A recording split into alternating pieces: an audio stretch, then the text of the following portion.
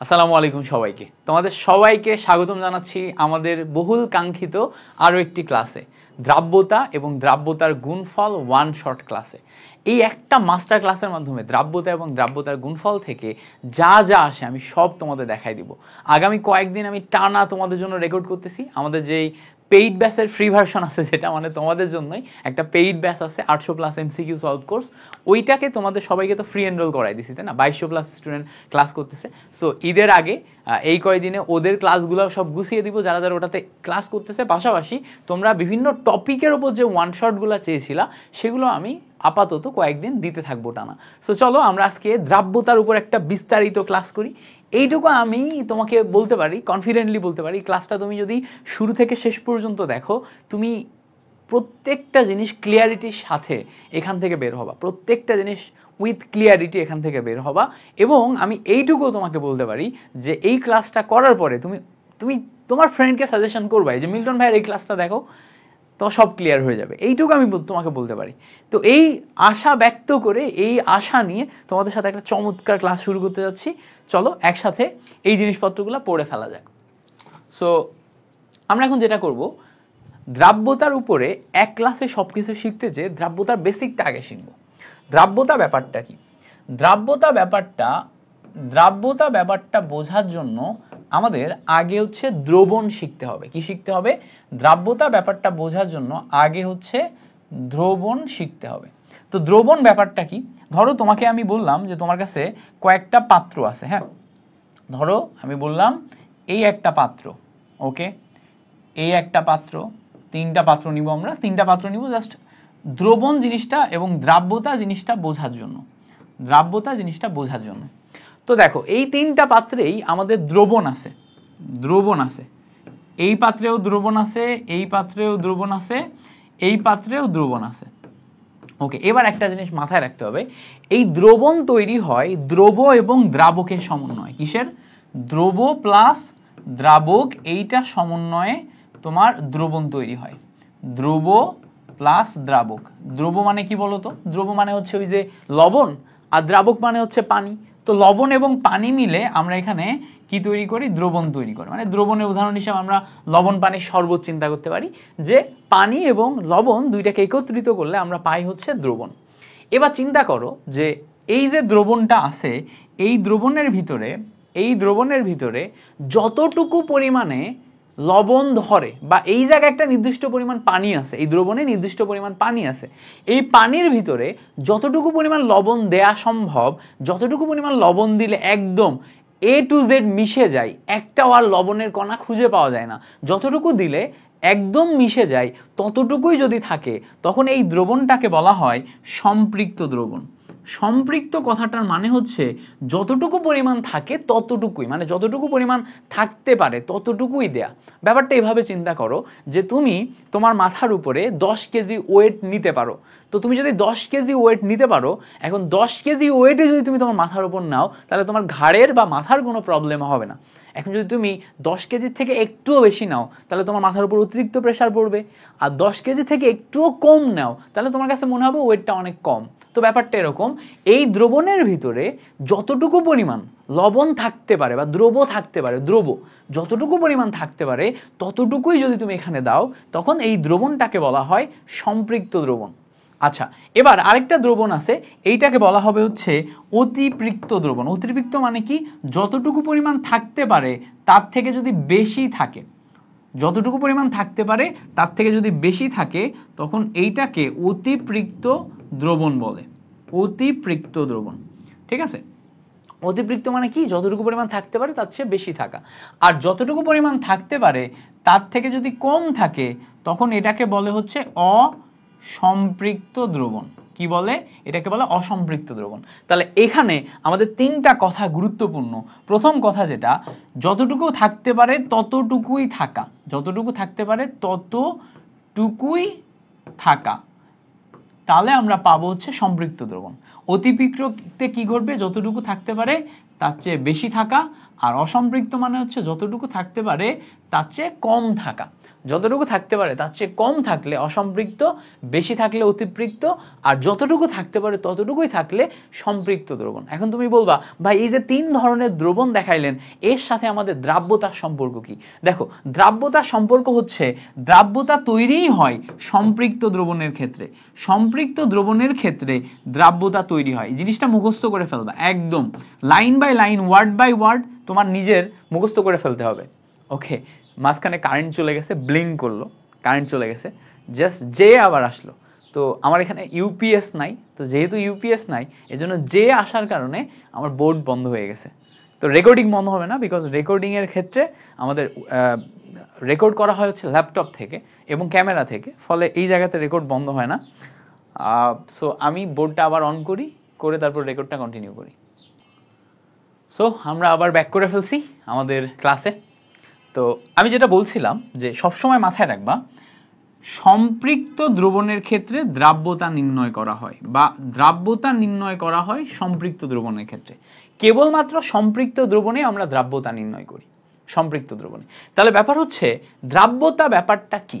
দ্রাব্যতা ব্যাপারটা হচ্ছে এই সম্পৃক্ত দ্রবণে যতটুকু পরিমাণ দ্রব্য থাকতে পারে, সম্পৃক্ত দ্রবণে যতটুকু পরিমাণ দ্রব্য থাকতে পারে সেই দ্রব্যের পরিমাণই হচ্ছে দ্রাব্যতা। এবার জিনিসটাকে আরেকটু ফিক্স করতে হবে। কেন ফিক্স করতে হবে?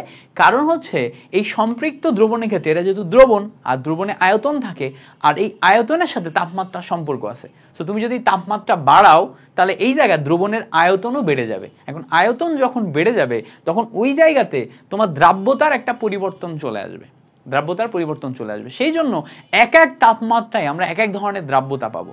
তাহলে এই জায়গাতে একটা সাইড নোট হচ্ছে তাপমাত্রা চেঞ্জ করলে, তাপমাত্রা পরিবর্তন করলে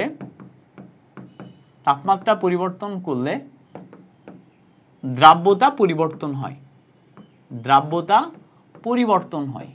তো এখন যেহেতু তাপমাত্রা পরিবর্তন করলে দ্রাব্যতা পরিবর্তন হয়, তাহলে এই জন্য আমাদের তাপমাত্রা রাখতে হবে ফিক্সড। এজন্য আমরা বলবো যে নির্দিষ্ট তাপমাত্রায়, দেখো দ্রাব্যতার সংজ্ঞা দিতে যে আমরা বলবো যে নির্দিষ্ট তাপমাত্রায়, সো আমরা এখানে নির্দিষ্ট তাপমাত্রা নিলাম। তো নির্দিষ্ট তাপমাত্রায় কোন সম্পৃক্ত দ্রবণে, কেন সম্পৃক্ত দ্রবণ? কারণ আমরা সম্পৃক্ত দ্রবণেই দ্রাব্যতা হিসাব করি। তো কোন সম্পৃক্ত,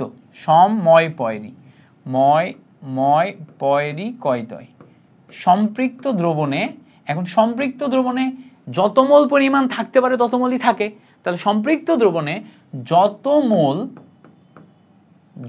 মোল বা যত পরিমাণ, মোলেও থাকতে পারে পরিমাণও হতে পারে, যত পরিমাণ দ্রব্য থাকে তাকে আমরা দ্রাব্যতা বলি, তাকে দ্রাব্যতা বলে। তাহলে এই জায়গাতে মেইন জিনিসটা বুঝতে পারছো? মেইন জিনিসটা কি? আমরা একটা দ্রবণ নিব, এই দ্রবণটা হতে হবে সম্পৃক্ত দ্রবণ। দ্রবণটা কি হতে হবে? দ্রবণটা হতে হবে সম্পৃক্ত দ্রবণ। তো সম্পৃক্ত দ্রবণের বৈশিষ্ট্য হচ্ছে যতটুকু পরিমাণ থাকার কথা ততটুকুই থাকে। এখন যতটুকু পরিমাণ থাকার কথা ততটুকুই যদি থাকে, যতটুকু দ্রব্য থাকে সেইটাই হচ্ছে আমাদের দ্রাব্যতা। যতটুকু দ্রব্য থাকবে ওইটাকেই আমরা দ্রাব্যতা বলবো, তাহলে এই জায়গাতে মেইন কথাটা হচ্ছে আমাদের নির্দিষ্ট তাপমাত্রায় কোন সম্পৃক্ত দ্রবণে যতটুকু পরিমাণ দ্রব্য থাকার কথা, সেই যতটুকু পরিমাণ দ্রব্য থাকার কথা ততটুকুই থাকে, আর যতটুকু আছে দ্রব্য সেটাই হচ্ছে আমাদের দ্রাব্যতা। এখন এই কতটুকু থাকবে, কতটুকু থাকার কথা, এটা তো আবার আয়তন অনুসারে পরিবর্তন হয়, তাই না? দ্রাব্যতা পরিবর্তন হবে কিসের কারণে? আয়তনের কারণে পরিবর্তন হওয়া সম্ভব। তো সেই জন্য দ্রাব্যতা, এই যে দ্রাব্যতা জিনিসটা আমরা নিতেছি, এই দ্রাব্যতা জিনিসটাকে আমরা পরিবর্তন কিভাবে করতে পারি? দেখো দ্রাব্যতা পরিবর্তন হয় মেইনলি 3টা জিনিসের উপর ডিপেন্ড করে। তুমি যদি একটা দ্রবণের ভিতর দ্রবের পরিমাণ বাড়াও বা কমাও, বা দ্রবের পরিমাণ পরিবর্তন করো, তাহলে দ্রাব্যতা পরিবর্তন হবে। তুমি যদি দ্রাবক বা যার ভিতরে দিচ্ছ সেই দ্রাবকের পরিমাণ পরিবর্তন করো তাহলেও তোমার দ্রাব্যতা পরিবর্তন হবে। আর তুমি যদি তাপমাত্রা পরিবর্তন করো তাহলেও তোমার দ্রাব্যতা পরিবর্তন হবে। তাহলে এখানে দ্রাব্যতার পরিবর্তন নির্ভর করে 3টা জিনিসের উপর। কিসের উপর? প্রথম হচ্ছে দ্রবের উপর, তারপর হচ্ছে দ্রাবকের উপর, তারপর হচ্ছে তাপমাত্রার উপর। তো এখন দ্রব, দ্রাবক, তাপমাত্রা এই তিনটা জিনিসকে আলাদা আলাদা ভাবে আমরা একটু বোঝার চেষ্টা করব। দ্রব, দ্রাবক, তাপমাত্রা এই তিনটা জিনিসকে আলাদা আলাদা ভাবে বোঝার চেষ্টা করব। প্রথমে আসি দ্রব, প্রথমে আসি হচ্ছে আমরা দ্রব, তারপরে আসি হচ্ছে আমরা দ্রাবক, তারপরে আসি হচ্ছে আমরা তাপমাত্রা। এই তিনটাকে আমরা আলাদা আলাদা ভাবে বুঝবো। এবার চিন্তা করো, তোমার কাছে একটা পাত্র আছে, এই পাত্রের ভিতরে তুমি পানি নিছো। পানি মানে কি? পানি মানে হচ্ছে তোমার দ্রাবক, দ্রাবক পানি। তো এই দ্রাবক পানির ভিতর তুমি যদি এখন সোডিয়াম ক্লোরাইড মানে লবণকে দ্রব হিসেবে দাও, দ্রব হিসেবে দাও, তাহলে এর দ্রাব্যতা কি হবে? সোডিয়াম ক্লোরাইড যতটুকু পরিমাণ থাকতে পারবে ততটুকু পরিমাণে কি ম্যাগনেসিয়াম ক্লোরাইড থাকতে পারবে? বলো তো, ততটুকু পরিমাণ কি ম্যাগনেসিয়াম ক্লোরাইড থাকতে পারবে? উত্তর হচ্ছে না। সোডিয়াম ক্লোরাইড এইটার থাকার পরিমাণ সোডিয়াম ক্লোরাইডের উপর ডিপেন্ড করে। ম্যাগনেসিয়াম ক্লোরাইড এটা থাকার পরিমাণ ম্যাগনেসিয়াম ক্লোরাইডের উপর ডিপেন্ড করে। আমি যদি এর ভিতরে ক্যালসিয়াম ক্লোরাইড দিই, ক্যালসিয়াম ক্লোরাইড কতটুকু থাকতে পারবে সেটা থাকার পরিমাণও ক্যালসিয়াম ক্লোরাইডের উপর ডিপেন্ড করে। তাহলে আলাদা আলাদা দ্রব নিলাম না? এটা একটা আলাদা দ্রব, এটা একটা আলাদা দ্রব, এটা একটা আলাদা দ্রব। তাহলে এই জায়গায় আমি দ্রাবক বা পানির ভিতরে আলাদা আলাদা দ্রব নিলাম। এই যে আলাদা আলাদা দ্রব নিলাম, আলাদা আলাদা দ্রবের জন্য দ্রাব্যতা পরিবর্তন হয়ে গেল। তাহলে দেখো এই দ্রাব্যতার যে পরিবর্তন এটা দ্রবের উপরে ডিপেন্ড করে, দ্রাব্যতার যে পরিবর্তন দ্রবের উপর ডিপেন্ড করে। সো এখানে তুমি বলতে পারো দ্রব পরিবর্তন করলে, দ্রব পরিবর্তন করলে দ্রাব্যতার পরিবর্তন হয়। এগুলো কিন্তু বেসিক লাইন, যেগুলো মুখস্থ করলে তোমার সামনের কেমিস্ট্রি জার্নি ইজি হয়ে যাবে। দ্রব পরিবর্তন করলে দ্রাব্যতা পরিবর্তন হয়, সিম্পল একটা লাইন যেটা তোমাকে মুখস্থ করতে হবে। আচ্ছা, প্রথম কথা গেল। এবার বলবা ভাই ঠিক আছে দ্রবর কথা তো বুঝলাম, দ্রাবকের, দ্রাবকের কি কাহিনী হয় এখানে? দ্রাবকের কারণে দ্রাব্যতার কি পরিবর্তন হয়? দেখো দ্রাবকের কারণেও দ্রাব্যতার অনেক ধরনের পরিবর্তন হতে পারে। কিরকম? আমরা একটা ইংলিশ ওয়ার্ড মাথায় রাখবো, একটা ইংলিশ লাইন মাথায় রাখবো যে লাইক ডিজলভস লাইক, মানে যে যেমন তার তেমনই বন্ধু হয়, যে যেমন তার তেমনই বন্ধু হয়। মানে কি? লাইক ডিজলভস লাইক, মানে ধরো আমার আব্বু একটা কথা বলতো আমাকে যে তুমি যদি গাঁজাখোর হও তো তোমাকে যদি পৃথিবীর যে কোনো জায়গায় ছেড়ে দিই সেখানে যে তুমি গাঁজাখড়ি খুঁজে বের করবে এবং তোমার বন্ধু দেখা যাবে যে ওখানে যে গাঁজাখড়ি হইতেছে। সো তুমি যদি ভালো মানুষ হও, তুমি পৃথিবীর যে কোনো জায়গায় তোমাকে যদি ছেড়ে দেওয়া হয় তুমি সেখানে যে ভালো মানুষের সাথেই মিশবা। তো এই যে কথাটা, এটা একদম বাস্তব একটা কথা, যে যেই ধরনের মানুষ তার আশেপাশের ফ্রেন্ড সার্কেল বলয় এটা আস্তে আস্তে তেমনই তৈরি হয়। তো এইটা তোমার হচ্ছে যে মানে বিভিন্ন রকম কেমিস্ট্রি ম্যাটেরিয়ালের ক্ষেত্রেও প্রযোজ্য। লাইক ডিজলভ লাইক মানে হচ্ছে যে যেমন সে সেই ধরনের দ্রাবকে দ্রবীভূত হয়। কোন দ্রব যদি পোলার হয়, ঠিক আছে, পোলার দ্রব পোলার দ্রাবকে দ্রবীভূত হয়। দেখো পোলার দ্রব পোলার দ্রাবকে দ্রবীভূত হয়। সো পোলার দ্রাবক এইটাতে আমাদের দ্রবীভূত হবে। ওকে, আবার আমরা পরে আরেকটা লাইন বলতে পারি, সেটা হচ্ছে অপোলার দ্রব, যে সমস্ত দ্রবগুলা অপোলার, তারা অপোলার দ্রব যারা তারা অপোলার দ্রাবকে দ্রবীভূত হবে। এখন পোলার অপোলার কি জিনিস এটা তোমাকে আমি শেখাইছি। অপোলার পোলার হচ্ছে যারা প্লাস মাইনাস তৈরি করে, পোলার মানে যাদের প্লাস মাইনাস তৈরি হয়।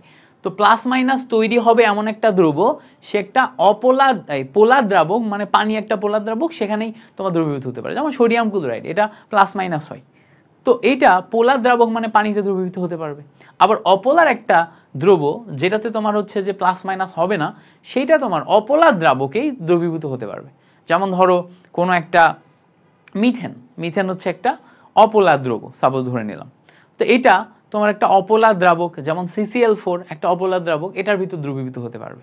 তাহলে খেয়াল করো আমরা দ্রব এইটার সাথে সাথে এই দ্রাবকের শ্রেণী বিভাগ করলাম, যে দ্রাবক আবার পোলার হইতে পারে অপোলার হইতে পারে। সো কি ধরনের দ্রাবক হবে তার উপর ডিপেন্ড করে দ্রবীভূত হবে, আর তার উপর ডিপেন্ড করে দ্রবীভূত হলে এটাই তোমার দ্রাব্যতাকে পরিবর্তন করে দিবে, দ্রাব্যতাকে পরিবর্তন করে দিবে। তাহলে এই জায়গাতে আমরা আরেকটা জিনিস বুঝলাম যে দ্রাব্যতার যে পরিবর্তন এটা আমাদের দ্রাবকের উপরেও ডিপেন্ড করে। আচ্ছা, দ্রাব্যতার পরিবর্তন দ্রাবকের উপরেও ডিপেন্ড করে। এবার আরেকটা জিনিস হচ্ছে যে দ্রাব্যতার পরিবর্তন তাপমাত্রার উপরেও ডিপেন্ড করে, দ্রাব্যতার পরিবর্তন তাপমাত্রার উপরেও ডিপেন্ড করে। তো দ্রাব্যতার পরিবর্তন যেটা আছে এটা তাপমাত্রার উপরে ডিপেন্ড কিভাবে করে? দেখো আমরা তাপমাত্রার উপরে ডিপেন্ড এটা বোঝার জন্য, তাপমাত্রার উপরে ডিপেন্ড এটা বোঝার জন্য একটা খুব সিম্পল জিনিস আগে বোঝার চেষ্টা করি। দেখো, একটা বস্তু বা একটা দ্রব্য একটা দ্রাবকের ভিতর দ্রবীভূত কখন হয়, এইটা বোঝার জন্য আমাদের দুই টাইপের জিনিস সম্পর্কে জানা লাগবে। একটা হচ্ছে ল্যাটিস এনার্জি, এটা সম্পর্কে জানা লাগবে। আরেকটা টার্ম হচ্ছে হাইড্রেশন এনার্জি, এই দুইটা টার্ম আমরা ভালো করে শিখব, হাইড্রেশন এনার্জি এবং ল্যাটিস এনার্জি। তো দেখো, ল্যাটিস এনার্জির ক্ষেত্রে কি হয়, তুমি যদি একটা আয়নিক যৌগ গঠন করো, আয়নিক যৌগ কঠিন অবস্থায় একটা ল্যাটিস তৈরি করে। তো আয়নিক যৌগ কঠিন অবস্থায় যে একটা কঠিন কাঠামো তৈরি করে, এই কঠিন কাঠামো ভাঙতে তোমার যেই শক্তি প্রয়োজন হয় এটাকে ল্যাটিস এনার্জি বলে। আবার বলি, আয়নিক যৌগগুলা একটা কঠিন কাঠামো তৈরি করে রাখছে, সেই কঠিন কাঠামো ভাঙতে তোমার যেই শক্তি প্রয়োজন হয় সেটাকে আমরা ল্যাটিস এনার্জি বলি। এবার হাইড্রেশন এনার্জি মানে বোঝাচ্ছে ওই আয়নিক যৌগটাকেই যদি আমরা হাইড্রেশন বা পানি দিয়ে বিশ্লেষণ করতে চাই তাহলে যে এনার্জির প্রয়োজন হয় সেটা হচ্ছে হাইড্রেশন এনার্জি। এখন কোথাও একটা বলা হচ্ছে যদি ল্যাটিস এনার্জি হাইড্রেশন এনার্জির চেয়ে বেশি হয়, খেয়াল করো, ল্যাটিস এনার্জি হাইড্রেশন এনার্জির চেয়ে বেশি হয়, তখন এটা পানিতে দ্রবীভূত হবে না, কারণ আমার হাইড্রেশন এনার্জি কম। তো হাইড্রেশন এনার্জি কম হলে পানিতে দ্রবীভূত হবে না। বাট যদি আমরা হাইড্রেশন এনার্জি এইটা ল্যাটিস এনার্জির যে কম পাই, তাহলে হাইড্রেশন এনার্জি এই ল্যাটিস এনার্জিকে ভেঙে ফেলতে পারবে, অর্থাৎ এই জায়গায় বস্তুটা ভেঙে যে দ্রবীভূত হবে। তাহলে এই জায়গাতে আমাদের ল্যাটিস এনার্জি এবং হাইড্রেশন এনার্জি এই দুইটা টার্মিনোলজির মাধ্যমে আমরা বুঝতে পারলাম যে তোমার এই জায়গাতে দ্রবীভূত কখন হবে আর কখন হবে না। এখন একটা খুব সিম্পল জিনিস আমরা যদি একটু বোঝার চেষ্টা করি, তো এই জায়গাতে এই যে এনার্জি যেটা আছে, এনার্জি আমি পাবো কই থেকে বলো তো? এই এনার্জি আমি পাবো হচ্ছে তাপমাত্রা থেকে। তার মানে এই জায়গাতে কে দ্রবীভূত হবে কে হবে না সেটা তাপমাত্রার উপরেও ডিপেন্ড করতেছে। সেটা কার উপর ডিপেন্ড করতেছে? তাপমাত্রার উপর। এখন এই যে তাপমাত্রার উপর যখন ডিপেন্ড করে তখন এই জায়গাতে আরো অনেক ফ্যাক্টর চলে আসে। বিক্রিয়া যেটা করবে বা যাকে আমি ভাঙতেছি সেই ম্যাটেরিয়ালটা তাপ উৎপাদী নাকি তাপহারী। ধরো একটা দ্রব্য নিছি, সেই দ্রব্যটা তাপ উৎপাদী নাকি তাপহারী। সো তাপ উৎপাদী নাকি তাপহারী, ও যে বিক্রিয়াটা করবে সেই বিক্রিয়াটা তাপ উৎপাদী নাকি তাপহারী, এগুলোর অনেক কিছুর উপর ডিপেন্ড করে আমাদের এখানে অনেক কিছু নির্ধারিত হয়।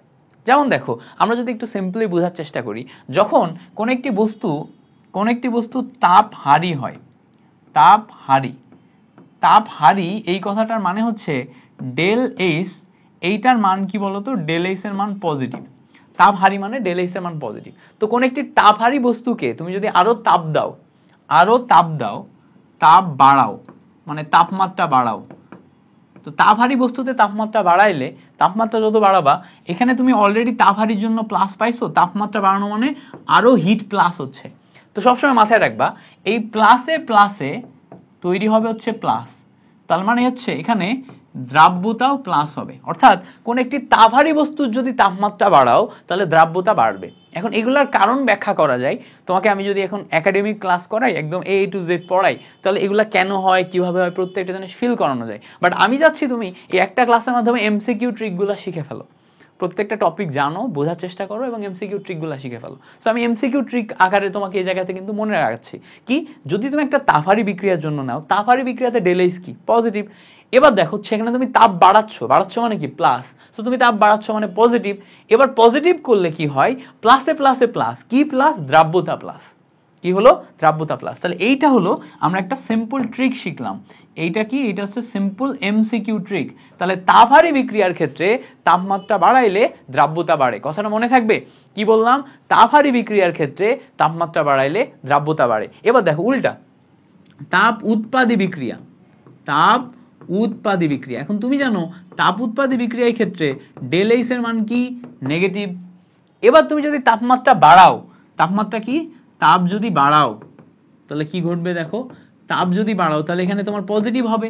তাহলে দেখো তো, এই জায়গায় নেগেটিভ, এই জায়গায় পজিটিভ, মিলে তোমার রেজাল্ট আসছে নেগেটিভ। নেগেটিভ মানে হচ্ছে দ্রাব্যতা কমে। তাহলে একটা তাপহারী বিক্রিয়ার ক্ষেত্রে তাপমাত্রা বাড়ালে দ্রাব্যতা কমে।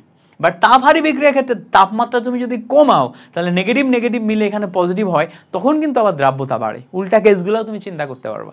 তাহলে তাপ হারি বিক্রিয়ার ক্ষেত্রে এক ধরনের ঘটনা ঘটে, তাপ উৎপাদী বিক্রিয়ার ক্ষেত্রে এক ধরনের ঘটনা ঘটে। তাহলে তাপ উৎপাদী বিক্রিয়া মানে নেগেটিভ, তাপমাত্রা বাড়ালাম মানে পজিটিভ, পজিটিভ নেগেটিভ মিলে নেগেটিভ, নেগেটিভ মানে কি আমার দ্রাব্যতা কমে যাচ্ছে।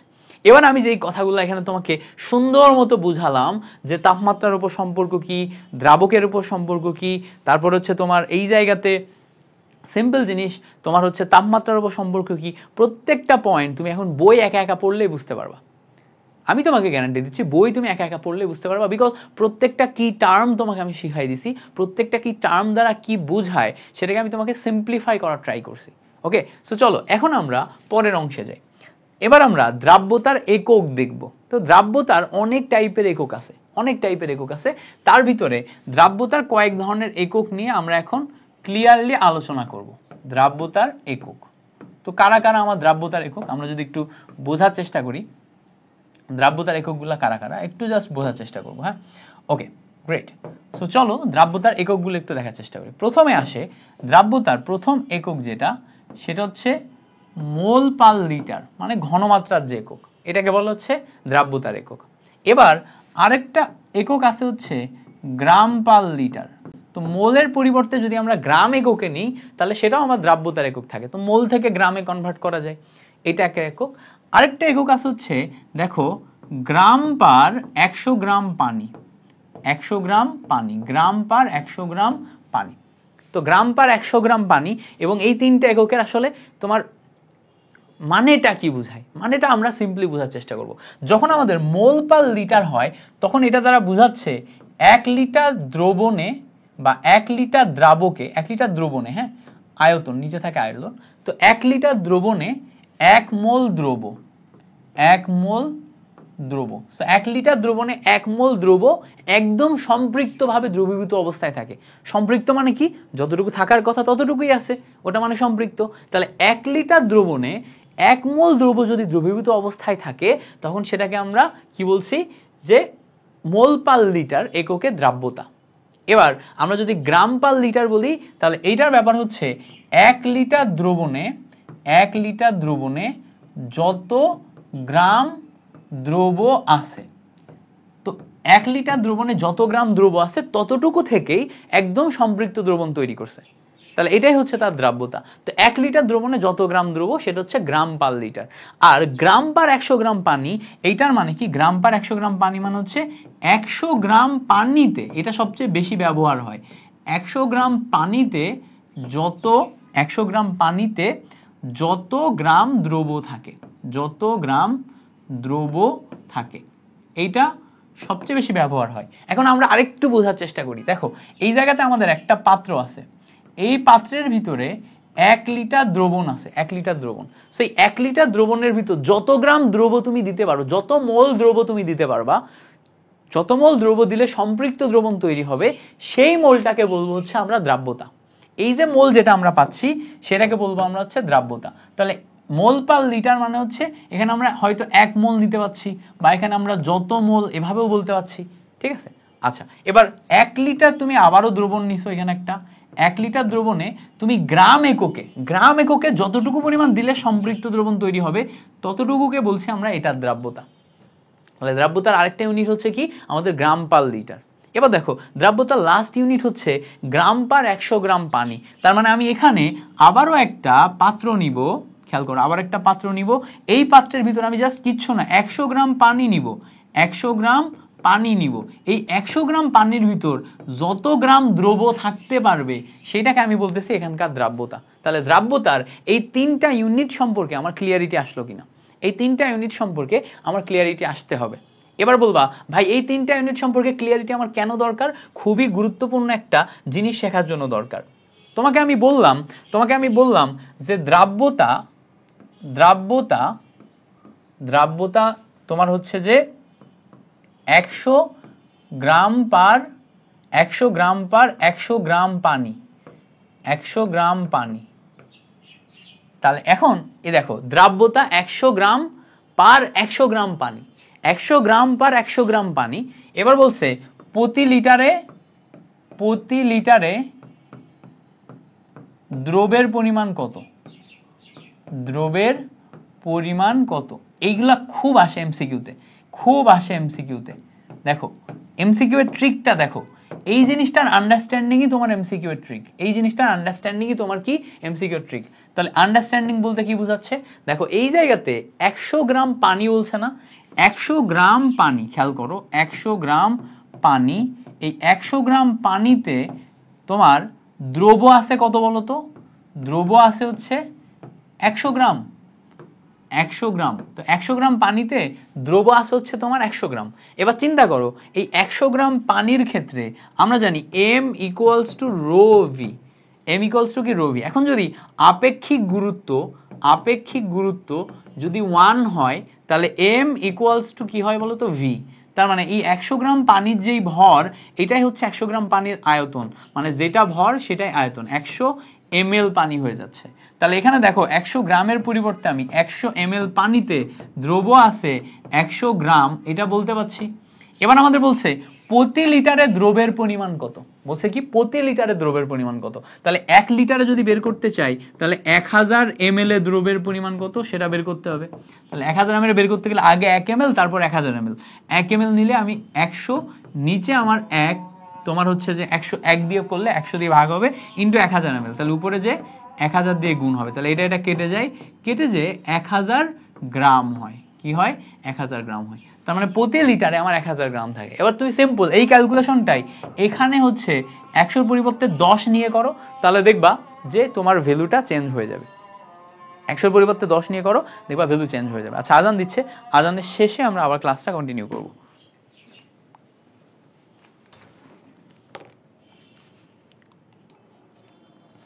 আজানের পরে এখন চলো আমরা হচ্ছে যে ক্লাসের পরের অংশ দেখি। তো এই পর্যন্ত তোমাদের ক্লিয়ার হয়েছে তাই না, এই পর্যন্ত ক্লিয়ার হয়েছে। এবার আসো আমরা যদি আরেকটা পেজ নিয়ে আরেকটা ম্যাথ দেখার চেষ্টা করি। তোমাকে যদি আমি এরকম বলি যে 10 গ্রাম পার লিটার দ্রাব্যতা হলে, 10 গ্রাম পার লিটার দ্রাব্যতা হলে তোমার 150 ml এ কত গ্রাম দ্রব দ্রবীভূত আছে, দ্রবীভূত আছে। মানে দ্রাব্যতা যদি আমার 10 গ্রাম পার লিটার হয় তাহলে 150 ml এ কতটুকু আছে। তাহলে দ্রাব্যতা যখন তোমার হচ্ছে 10 গ্রাম পার লিটার, এটার মানে কি, এটার মানে হচ্ছে 1 লিটার দ্রবণে দ্রব আছে, 1 লিটার দ্রবণে দ্রব আছে হচ্ছে আমাদের 10 গ্রাম। এটা হচ্ছে আমাদের মানে 1 লিটার দ্রবণে দ্রব আছে হচ্ছে আমাদের 10 গ্রাম। তাহলে 1 লিটার মানে কি, 1 লিটার মানে হচ্ছে 1000 ml, 1000 ml দ্রবণে দ্রব আছে হচ্ছে 10 গ্রাম, ঠিক আছে। এখন যদি আমি এখান থেকে 1 ml নিই, 1 ml দ্রবণে দ্রব কত থাকবে, উপরে যাবে 10, নিচে যাবে কত 1000। এবার তুমি যদি এখানে এই যে কত আছে 150 ml, 150 ml নাও, তাহলে 150 ml দ্রবণে দ্রব থাকবে হচ্ছে তোমার 10 ইন্টু 150 ডিভাইডেড বাই 1000। ক্যালকুলেশন যদি করো তাহলে দেখো এখান থেকে একটা শূন্য, এখান থেকে একটা শূন্য কাটে, এখান থেকে একটা শূন্য, এখান থেকে একটা শূন্য কাটে, এই শূন্য দিয়ে এটাকে কাটলে 1.5 গ্রাম হয়। কত হয় 1.5 গ্রাম হয়। তাহলে এখানে আমরা দ্রব পাচ্ছি হচ্ছে 1.5 গ্রাম। তাহলে যখন আমি 150 ml এ যাচ্ছি তখন কত পাচ্ছি 1.5 গ্রাম, 1.5 গ্রাম। বুঝতে পারছো জিনিসটা কেমনে করলাম? সো এইভাবে তোমার ক্যালকুলেশন করতে হবে। এবং এই যে জিনিসটা করলাম এটা for MCQ, very very important for MCQ. কখনো কখনো গ নাম্বারেও ম্যাথ আকারে দিয়ে দিবে, আমরা পরে শেষের দিকে কোশ্চেন সলভ করব, কোশ্চেনের ভিতর দেখতে পাবো এই টাইপের কনসেপ্ট থেকে কিভাবে আমাদের বিভিন্ন টাইপের প্রশ্ন আসে, আমরা শেষের দিকে দেখতে পারবো। ওকে, এবার চলো আমরা হচ্ছে একটা খুব ইম্পর্টেন্ট কোশ্চেনের অ্যানালাইসিস করি, একটা ইম্পর্টেন্ট কোশ্চেনের অ্যানালাইসিস করি।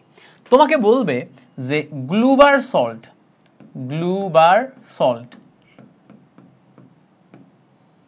এর দ্রাব্যতা ব্যাখ্যা করো, গ্লুবার সল্টের দ্রাব্যতা ব্যাখ্যা করো। তো গ্লুবার সল্ট এইটা দ্রাব্যতা যদি ব্যাখ্যা করতে বলে তাহলে তুমি কিভাবে করবা? প্রথমে আমাদের গ্লুবার সল্ট যেটা আছে এটা সংকেত জানতে হবে। উইদাউট নোয়িং গ্লুবার সল্টের সংকেত তুমি কিভাবে দ্রাব্যতা ব্যাখ্যা করবা? তো গ্লুবার সল্টের সংকেত হচ্ছে সোডিয়াম সালফেটের সাথে 10 অণু পানি যদি থাকে, Na2SO4 সোডিয়াম সালফেট, তার সাথে যদি 10 অণু পানি থাকে এটাকে বলা হচ্ছে গ্লুবার সল্ট। এবার দেখো ভালো করে খেয়াল করো, এটা আমাদের গ্লুবার সল্ট। গ্লুবার সল্ট, তো গ্লুবার সল্ট যেই জিনিসটা আছে, এই গ্লুবার সল্টের সাথে এখানে পানি আছে। কি আছে? পানি আছে। পানি যদি থাকে তাহলে এই পানি থাকা অবস্থায় এই সোডিয়াম সালফেট একটা তাপহারী পদার্থ। কি পদার্থ? তাপহারী পদার্থ। অর্থাৎ এর ডেল এইচ এর যেই মান, ডেল এইচ এর মান হচ্ছে পজিটিভ। ভালো করে বুঝবা, এই গ্লুবার সল্টটা একটা তাপহারী পদার্থ, তাহলে এর যেই ডেল এইচ এর মান সেটা পজিটিভ। এখন তাপহারী পদার্থে তুমি যদি এখন এই পানিটা অপসারণ করার জন্য তাপমাত্রা বাড়াও, তাহলে তাপমাত্রা তুমি যদি বাড়াও তাহলে তুমি আরো তাপ বেশি দিচ্ছ। তাপমাত্রা যদি প্লাস করো তাহলে তুমি দেখতে পাচ্ছ যে তাপহারী, এই জন্য ডেল এইচ এর মান পজিটিভ। তাপমাত্রা পজিটিভ করলাম, তাহলে আমাদের দ্রাব্যতা কি হবে? দ্রাব্যতা পজিটিভ হবে। কি হবে? দ্রাব্যতা পজিটিভ হবে। তাহলে এখন তুমি যদি চিন্তা করো, তুমি যদি এই বরাবর গ্লুবার সল্টের দ্রাব্যতা রাখো আর এই বরাবর তাপমাত্রা রাখো, তাহলে তাপমাত্রা বৃদ্ধির সাথে সাথে গ্লুবার সল্টের দ্রাব্যতা বাড়তে থাকবে। তাপমাত্রা বৃদ্ধির সাথে সাথে গ্লোবাল সল্টের তাপমাত্রা বৃদ্ধির সাথে সাথে তোমার দ্রাব্যতা বাড়তে থাকবে। মজার ব্যাপার হচ্ছে এই তাপমাত্রা বাড়তে বাড়তে যখনই তাপমাত্রা তোমার 32.4 ডিগ্রি সেন্টিগ্রেডে পৌঁছাবে, ঠিক এই বরাবর আমাদের 32.4 ডিগ্রি সেন্টিগ্রেড, যখন আমাদের তাপমাত্রা 32.4 ডিগ্রি সেন্টিগ্রেড পৌঁছাবে, তখন এখান থেকে সম্পূর্ণ পানি বাষ্পায়িত হয়ে যাবে। সম্পূর্ণ পানি বাষ্পায়িত হয়ে যে 32.4 ডিগ্রি সেন্টিগ্রেডে শুধু সোডিয়াম সালফেট থাকবে। যখন তাপমাত্রা কত? 32.4 ডিগ্রি সেন্টিগ্রেড, তখন আমাদের শুধু সোডিয়াম সালফেট আছে। এবার শুধু সোডিয়াম সালফেট থাকলে এইটা আবার তাপ উৎপাদী। এইটা কি? এইটা আবার তাপ উৎপাদী একটা পদার্থ। তাহলে এটা যদি তাপ উৎপাদী পদার্থ হয়, তাহলে এখানে আমাদের ডেল এইচ এর মান কি? ঋণাত্মক। এখন তুমি যদি এই জায়গায় তাপমাত্রা বাড়াও, তাপমাত্রা তুমি যদি বৃদ্ধি করো, তাহলে তাপমাত্রা বৃদ্ধি করলে এখানে যাচ্ছে পজিটিভ, তাহলে নেগেটিভ আর পজিটিভ মিলে আমাদের দ্রাব্যতা এখন কি হবে? দ্রাব্যতা এখন হবে হচ্ছে নেগেটিভ, মানে দ্রাব্যতা এখন কমবে। তাহলে গ্লোবাল সল্টের যখনই আমরা তাপমাত্রা 32.4 এ নিয়ে যাব, এরপরে যে আমার আস্তে আস্তে আস্তে আস্তে দ্রাব্যতা কমবে। বুঝতে পারছো? তাহলে গ্লোবাল সল্টের ক্ষেত্রে দ্রাব্যতা ব্যাখ্যা করো, এটা তাপমাত্রার সাথে সাথে দ্রাব্যতা ব্যাখ্যা করতে হয়। সো এই যে তাপমাত্রার সাথে সাথে দ্রাব্যতা ব্যাখ্যা করতে হয়, এই দ্রাব্যতার ব্যাখ্যায় আমরা কি দেখলাম? যেহেতু সোডিয়াম সালফেট ইনটু 10 অণু পানি, এটা হচ্ছে আমাদের গ্লোবাল সল্টের সংকেত। এই জায়গাতে 10 অণু পানি আছে, তাহলে ইনিশিয়ালি এর তাপহারী। তাপহারী হলে এখানে আমাদের ডেল এইচ পজিটিভ, তাপমাত্রা বাড়ালে এটা পজিটিভ, পজিটিভ পজিটিভ মিলে পজিটিভ হয়, মানে আমাদের দ্রাব্যতা কি হয়? বৃদ্ধি পায়। দ্রাব্যতা কি হয়? বৃদ্ধি পায়। তো আমরা দ্রাব্যতা আস্তে আস্তে বাড়ালাম, তাপমাত্রার সাথে সাথে দ্রাব্যতা বাড়লো। যখনই আমরা 32.4 ডিগ্রি সেন্টিগ্রেড তাপমাত্রায় পৌঁছাচ্ছি, তখন আমাদের কি হচ্ছে? পানি সম্পূর্ণ অপসারিত হয়ে গেছে, বাষ্পায়িত হয়ে গেছে। এখন বাষ্পায়িত হয়ে গেলে শুধু সোডিয়াম সালফেট যদি থাকে, শুধু সোডিয়াম সালফেট হচ্ছে আমার তাপ উৎপাদী। তাপ উৎপাদী হওয়া মানে ডেল এইচ এর মান নেগেটিভ, এখন তাপমাত্রা বাড়ালে এটা পজিটিভ, পজিটিভ নেগেটিভ মিলে হচ্ছে আমার নেগেটিভ। নেগেটিভ মানে দ্রাব্যতা কমবে, দ্রাব্যতা কমবে। তার মানে এই পয়েন্ট থেকে এখন এসে আমার দ্রাব্যতা আস্তে আস্তে কমতে থাকে। তাহলে গ্লুবাল সল্টের ক্ষেত্রে দ্রাব্যতার ব্যাখ্যা আমরা সুন্দর মতো করতে পারবো কিনা, সুন্দর মতো করতে পারবো কিনা, এই পর্যন্ত আমাদের ক্লিয়ার হয়েছে। এই পর্যন্ত আমাদের ক্লিয়ার হয়েছে। এবার আসবো আমরা আমাদের পরবর্তী কনসেপ্ট যেটা আমাদের মাস্ট জানা লাগবে, সেটা হচ্ছে দ্রাব্যতার গুণফলে। দ্রাব্যতার গুণফল। ওকে, এখন আমরা দ্রাব্যতার গুণফল এই কনসেপ্টটা ভালো করে বোঝার চেষ্টা করব। দ্রাব্যতার গুণফল কনসেপ্টটা ভালো করে বোঝার চেষ্টা করব। সো দ্রাব্যতার গুণফল এই কনসেপ্টটা কার জন্য খাটে? এটা হচ্ছে প্রথম কথা। দ্রাব্যতার গুণফল এই কনসেপ্টটা খাটে হচ্ছে, সবসময় মাথায় রাখবো, স্বল্প দ্রবণীয় লবণের ক্ষেত্রে। স্বল্প দ্রবণীয় লবণ, যে সমস্ত লবণগুলা স্বল্প দ্রবণীয়, এই স্বল্প দ্রবণীয় লবণগুলার ক্ষেত্রে আমার এই দ্রাব্যতার গুণফল কনসেপ্টটা খাটে। এবং শুধু স্বল্প দ্রবণীয় লবণ হইলে হবে না, এদেরকে হইতে হবে মৃদু মৃদু তড়িৎ বিশ্লেষ্য। তো মৃদু তড়িৎ বিশ্লেষ্য স্বল্প দ্রবণীয় লবণ যেগুলো আছে, এদের ক্ষেত্রে আমাদের দ্রাব্যতার কনসেপ্ট খাটে। কেন? কারণ মৃদু তড়িৎ বিশ্লেষ্য স্বল্প দ্রবণীয় লবণের ক্ষেত্রে তোমার সলিড অবস্থায় ওই যৌগের ঘনমাত্রা বা ওই লবণের ঘনমাত্রা 1 মোলারিটি হয়। 1 মোলারিটি হয়। ব্যাপারটা কেমন? ব্যাপারটা হচ্ছে খেয়াল করো, আমরা যদি সিলভার ক্লোরাইড সলিডকে নিই, এটা একটা সলিড, এই দ্রবণকে আমরা ভেঙে সিলভার ক্লোরাইড অ্যাকোয়াস করলাম। কি করলাম? অ্যাকোয়াস করলাম। এখন অ্যাকোয়াস করলে এ কিসে পরিণত হবে? সিলভার প্লাস আয়ন এবং ক্লোরিন মাইনাস আয়নে রূপান্তর হবে। এটাও অ্যাকোয়াস, এটাও অ্যাকোয়াস। এখন তুমি যদি এই দুইটা জিনিসের ভালো করে খেয়াল করো, এই স্বল্প দ্রবণীয় লবণ যেটা নিছো, এইটা তুমি যদি এখন তুমি বের করো, কি বলে তোমার হচ্ছে যে ভর ক্রিয়ার সূত্র দিয়ে তোমার সাম্য ধ্রুবক বের করো, তাহলে উপরে যাবে উৎপাদ। উৎপাদ কি? সিলভার প্লাস আয়নের ঘনমাত্রা ইনটু ক্লোরিন মাইনাস আয়নের ঘনমাত্রা। উপরে যাবে ভর ক্রিয়ার সূত্র দিয়ে তোমার হচ্ছে দুইটার আয়নের ঘনমাত্রা, নিচে যাবে সিলভার ক্লোরাইড যেটা আছে এইটার সলিডের ঘনমাত্রা। তো সিলভার ক্লোরাইড সলিডের ঘনমাত্রাকে আমরা 1 মোলারিটি বলবো। কেন 1 মোলারিটি? কারণ হচ্ছে এটা একটা স্বল্প দ্রবণীয় লবণ, 1 মোলারিটি ধরবো। তার মানে এই জায়গাতে আমি কিন্তু এই যে সাম্য ধ্রুবক যেটা পাচ্ছি, এই সাম্য ধ্রুবক পাচ্ছি হচ্ছে সিলভার প্লাস আয়নের ঘনমাত্রা ইনটু ক্লোরিন মাইনাস আয়নের ঘনমাত্রা। এইটাকে আমরা বলতেছি তোমার দ্রাব্যতার গুণফল। এটাকে আমরা কি বলতেছি? আমরা বলতেছি হচ্ছে দ্রাব্যতার গুণফল। তো এই যে দ্রাব্যতার গুণফল, এই দ্রাব্যতার গুণফলটা কেবলমাত্র স্বল্প দ্রবণীয় লবণ এবং মৃদু তড়িৎ বিশ্লেষ্য এই দুইটা শর্তে পাওয়া যায়। স্বল্প দ্রবণীয় লবণ এবং মৃদু তড়িৎ বিশ্লেষ্য এই দুইটা শর্তে পাওয়া যায়। তার মানে এখন আমরা কোনো কিছুর একটা যদি দ্রাব্যতার গুণফল বলি, সেটা দ্বারা কি বোঝাচ্ছে? সাপোজ ধরো আমি তোমাকে বললাম যে এরকম বললাম যে সিলভার ক্লোরাইড এর দ্রাব্যতার গুণফল, দেখো এরকম বললাম, সিলভার ক্লোরাইডের দ্রাব্যতার গুণফল 1.8 ইন্টু 10 টু দি পাওয়ার -5 তোমার হচ্ছে মোল স্কোয়ার পার লিটার স্কোয়ার। এটা ধরে নিলাম। তো দ্রাব্যতার গুণফল যদি 1.8 into 10 to the power -5 mole square per litre square হয়, তাহলে এটা দ্বারা কি বোঝায়? গুণফল বলতে কি বোঝায়? এটা যদি কেউ জিজ্ঞেস করে তাহলে তুমি কি উত্তর দিবা? দেখো এখন তুমি জানো যে সিলভার ক্লোরাইডের ক্ষেত্রে সিলভার ক্লোরাইড এইটা ভেঙে যে আমার সিলভার প্লাস আয়নে পরিণত হয় এবং ক্লোরিন মাইনাস আয়নে পরিণত হয়। তো এখানে তুমি যখন কেএসপি বের করো, কেএসপি বের করলে সিলভার প্লাস আয়নের ঘনমাত্রা ইনটু ক্লোরিন মাইনাস আয়নের ঘনমাত্রা, এই দুয়ের সমন্বয়ে তোমার দ্রাব্যতার গুণফল তৈরি হয়। তার মানে তুমি বলতে পারবা যে সিলভার প্লাস আয়নের উন্নীত ঘাত সহ ঘনমাত্রা এবং ক্লোরিন মাইনাস আয়নের উন্নীত ঘাত সহ ঘনমাত্রা হচ্ছে এই ভ্যালুটা। তো এখানে কি বলবা? যে নির্দিষ্ট তাপমাত্রায় একটি স্বল্প দ্রবণীয় লবণ সিলভার ক্লোরাইডের তোমার সিলভার প্লাস আয়ন এবং ক্লোরিন মাইনাস আয়নের ঘনমাত্রার গুণফল হচ্ছে এত, এবং এটাই হচ্ছে আমার দ্রাব্যতার গুণফল। এইভাবে তুমি ব্যাখ্যা করবা, ঠিক আছে? প্রশ্নগুলো যদি আসে তাহলে এইভাবে ব্যাখ্যা করতে হবে। ওয়ার্ডগুলো আমাকে ভালো করে খেয়াল করে ব্যাখ্যা করতে হবে। এখন আমরা দ্রাব্যতার গুণফল যেটা আছে, এই দ্রাব্যতার গুণফল আর আয়নিক গুণফল দুইটার ভিতরে পার্থক্য বোঝার চেষ্টা করব। তার আগে আমরা একটু দ্রাব্যতার গুণফল বের করা শিখি, তারপরে আমরা দ্রাব্যতার গুণফল এবং আয়নিক গুণফলের মাঝখানে পার্থক্য বের করা শিখব। ওকে, এখন যদি আমরা দ্রাব্যতার গুণফল নির্ণয় শিখি, দেখো তোমাকে আমি এভাবে বললাম যে দ্রাব্যতার গুণফল নির্ণয়।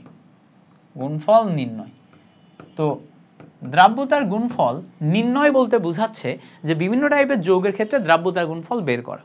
যেমন ধরো আমরা যদি এখন সিলভার ক্লোরাইড এইটার ক্ষেত্রে দ্রাব্যতার গুণফল বের করি, তো সিলভার ক্লোরাইডের দ্রাব্যতা হচ্ছে S ধরে নিলাম, S।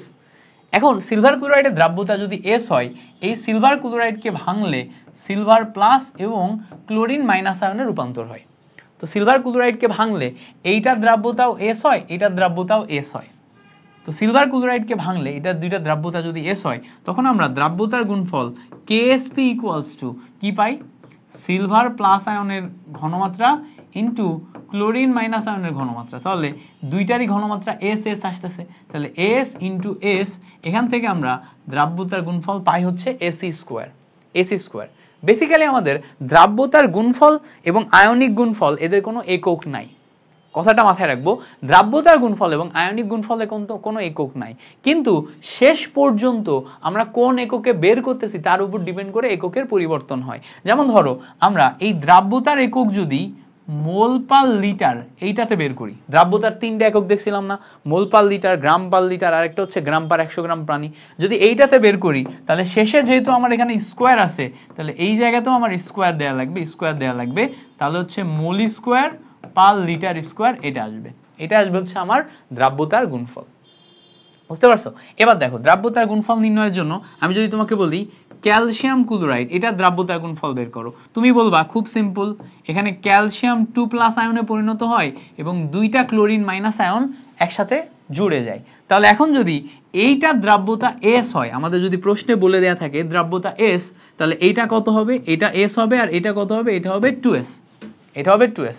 এবার আমি মাথায় রাখবো যে এই দ্রাব্যতার গুণফল আগে যেমন সহজে বের করছি, ব্যাপারটা এমন সহজ না, ব্যাপারটার ভিতরে একটু কাহিনী আছে। কাহিনীটা কি? কাহিনী হচ্ছে যখন আমি KSP বের করতেছি তখন আমি দেখব এখানে S কয়টা আছে? 1S নিলাম।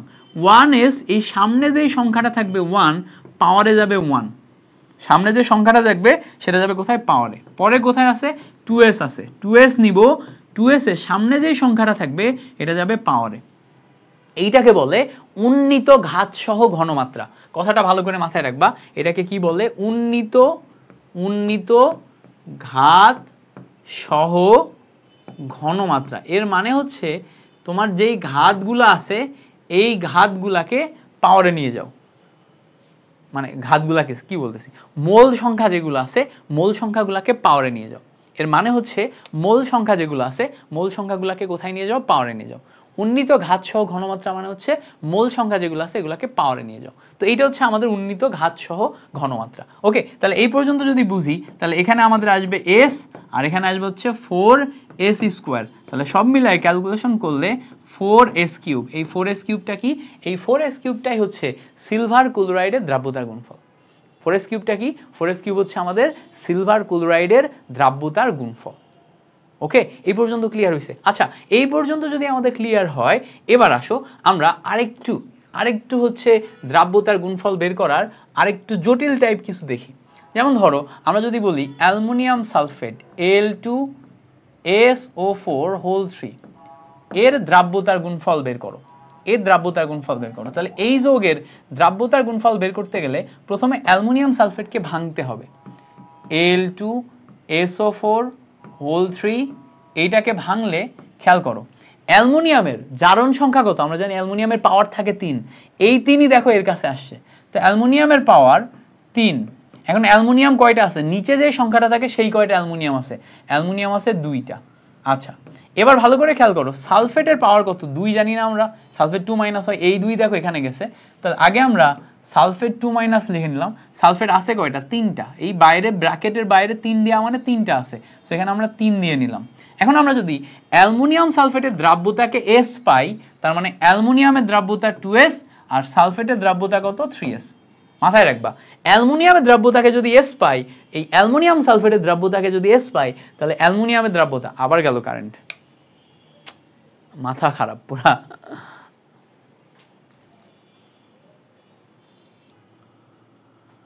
আমরা এরপর থেকে শুরু করব। আমরা ওই যে অ্যালুমিনিয়াম সালফেট লিখতেছিলাম না, অ্যালুমিনিয়াম সালফেট যেখান থেকে লিখতেছিলাম ওখান থেকে কেটে গেছে, ফলে ওই অংশটুকু মুছে গেছে।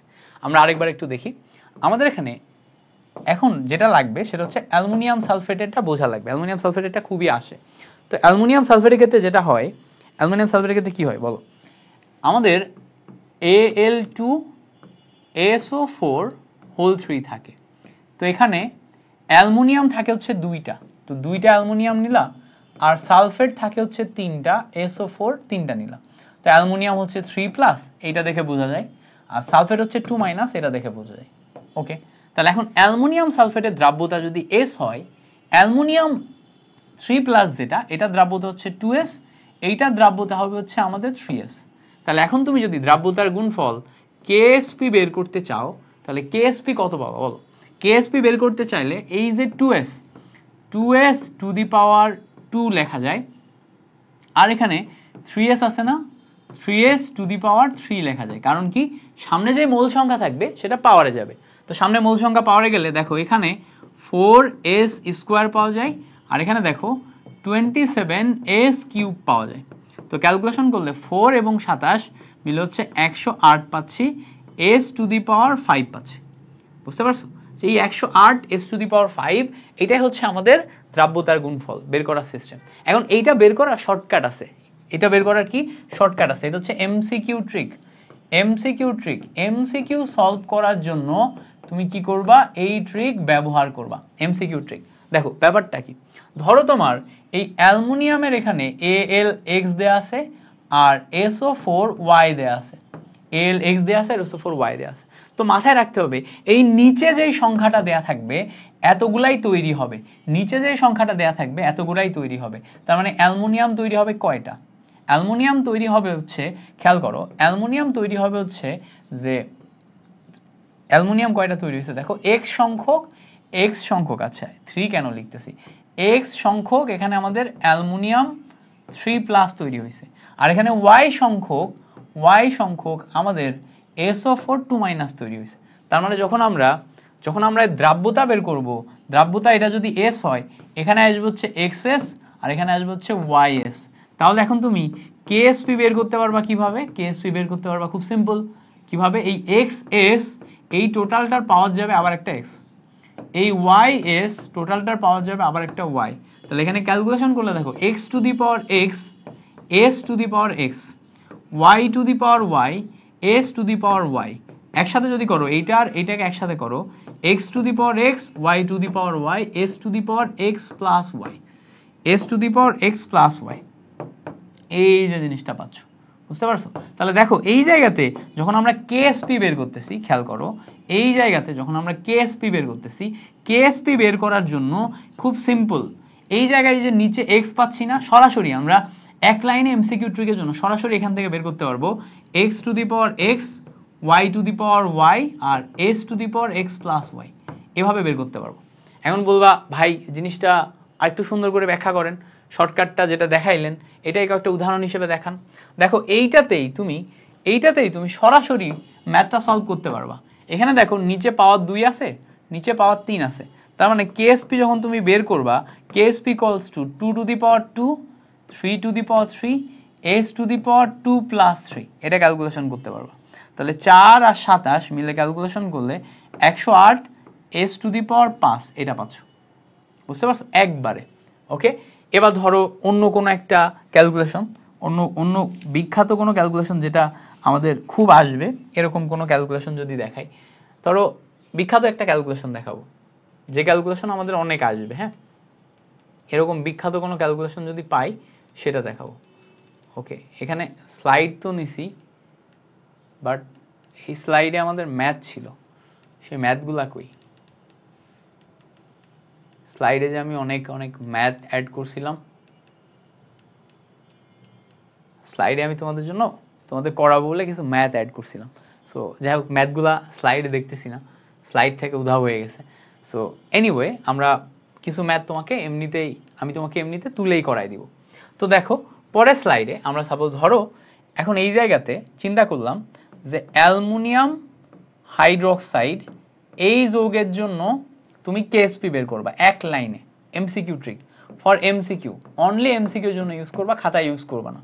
তাহলে এক লাইনে কিভাবে বের করতে পারবো? দেখো অ্যালুমিনিয়াম একটা আছে আর হাইড্রোক্সাইড 3টা আছে, তাহলে এখানে KSP বের করার সময় তোমাকে মাথায় রাখতে হবে 1 যেটা আছে 1 টু দি পাওয়ার 1 বসবে, 3 যেটা আছে 3 টু দি পাওয়ার 3 বসবে, s to the power 1 plus 3 বসবে x প্লাস y এর জায়গায়। তাহলে ক্যালকুলেশন করলে দেখো 3 টু দি পাওয়ার 3 মানে 27 আসে, s to the power 3 plus 1 মিলে আসে হচ্ছে 4।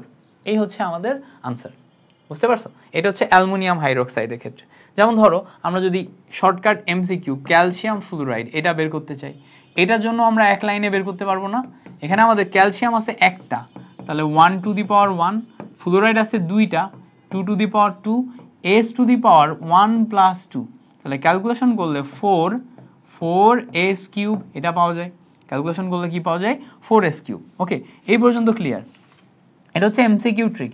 এমসিকিউ ট্রিক এইভাবে আসে, যে কোনো যৌগ যদি ফরম্যাট এমন থাকে A2B3, তো তুমি এটাকে না ভেঙেই এটাকে না ভেঙেই এর ফুল ফরম্যাট না জেনেই তুমি করতে পারবা কিভাবে KSP ইকুয়ালস টু দেখো এই নিচে 2 আছে তাহলে 2 টু দি পাওয়ার 2 নিচে 3 আছে 3 two the power 3 s to the power 2 plus 3 এইটা একসাথে করলে হয়ে যাচ্ছে s টু দি পাওয়ার কত 2 প্লাস 3 সো এই যে s to the power 2 plus 3 তুমি নিলা এখান থেকে ক্যালকুলেশন করলে শেষ ওকে তাহলে এখান থেকে ক্যালকুলেশন করলে দেখো 4 এখানে আসবে হচ্ছে 27 s to the power 5 calculation করলে 108 s টু দি পাওয়ার 5 এভাবে আসে as simple as that as simple as that so আশা করি এই পর্যন্ত তোমার একটা ভালো ক্লিয়ারিটি আসছে ওকে দ্রাব্যতার গুণফল সম্পর্কে একটা ভালো ক্লিয়ারিটি আসছে এখন আসবো আমরা এই জায়গাতে একটা ইম্পর্টেন্ট জিনিস নিয়ে আসবো এটা খুবই ইম্পর্টেন্ট একটা জিনিস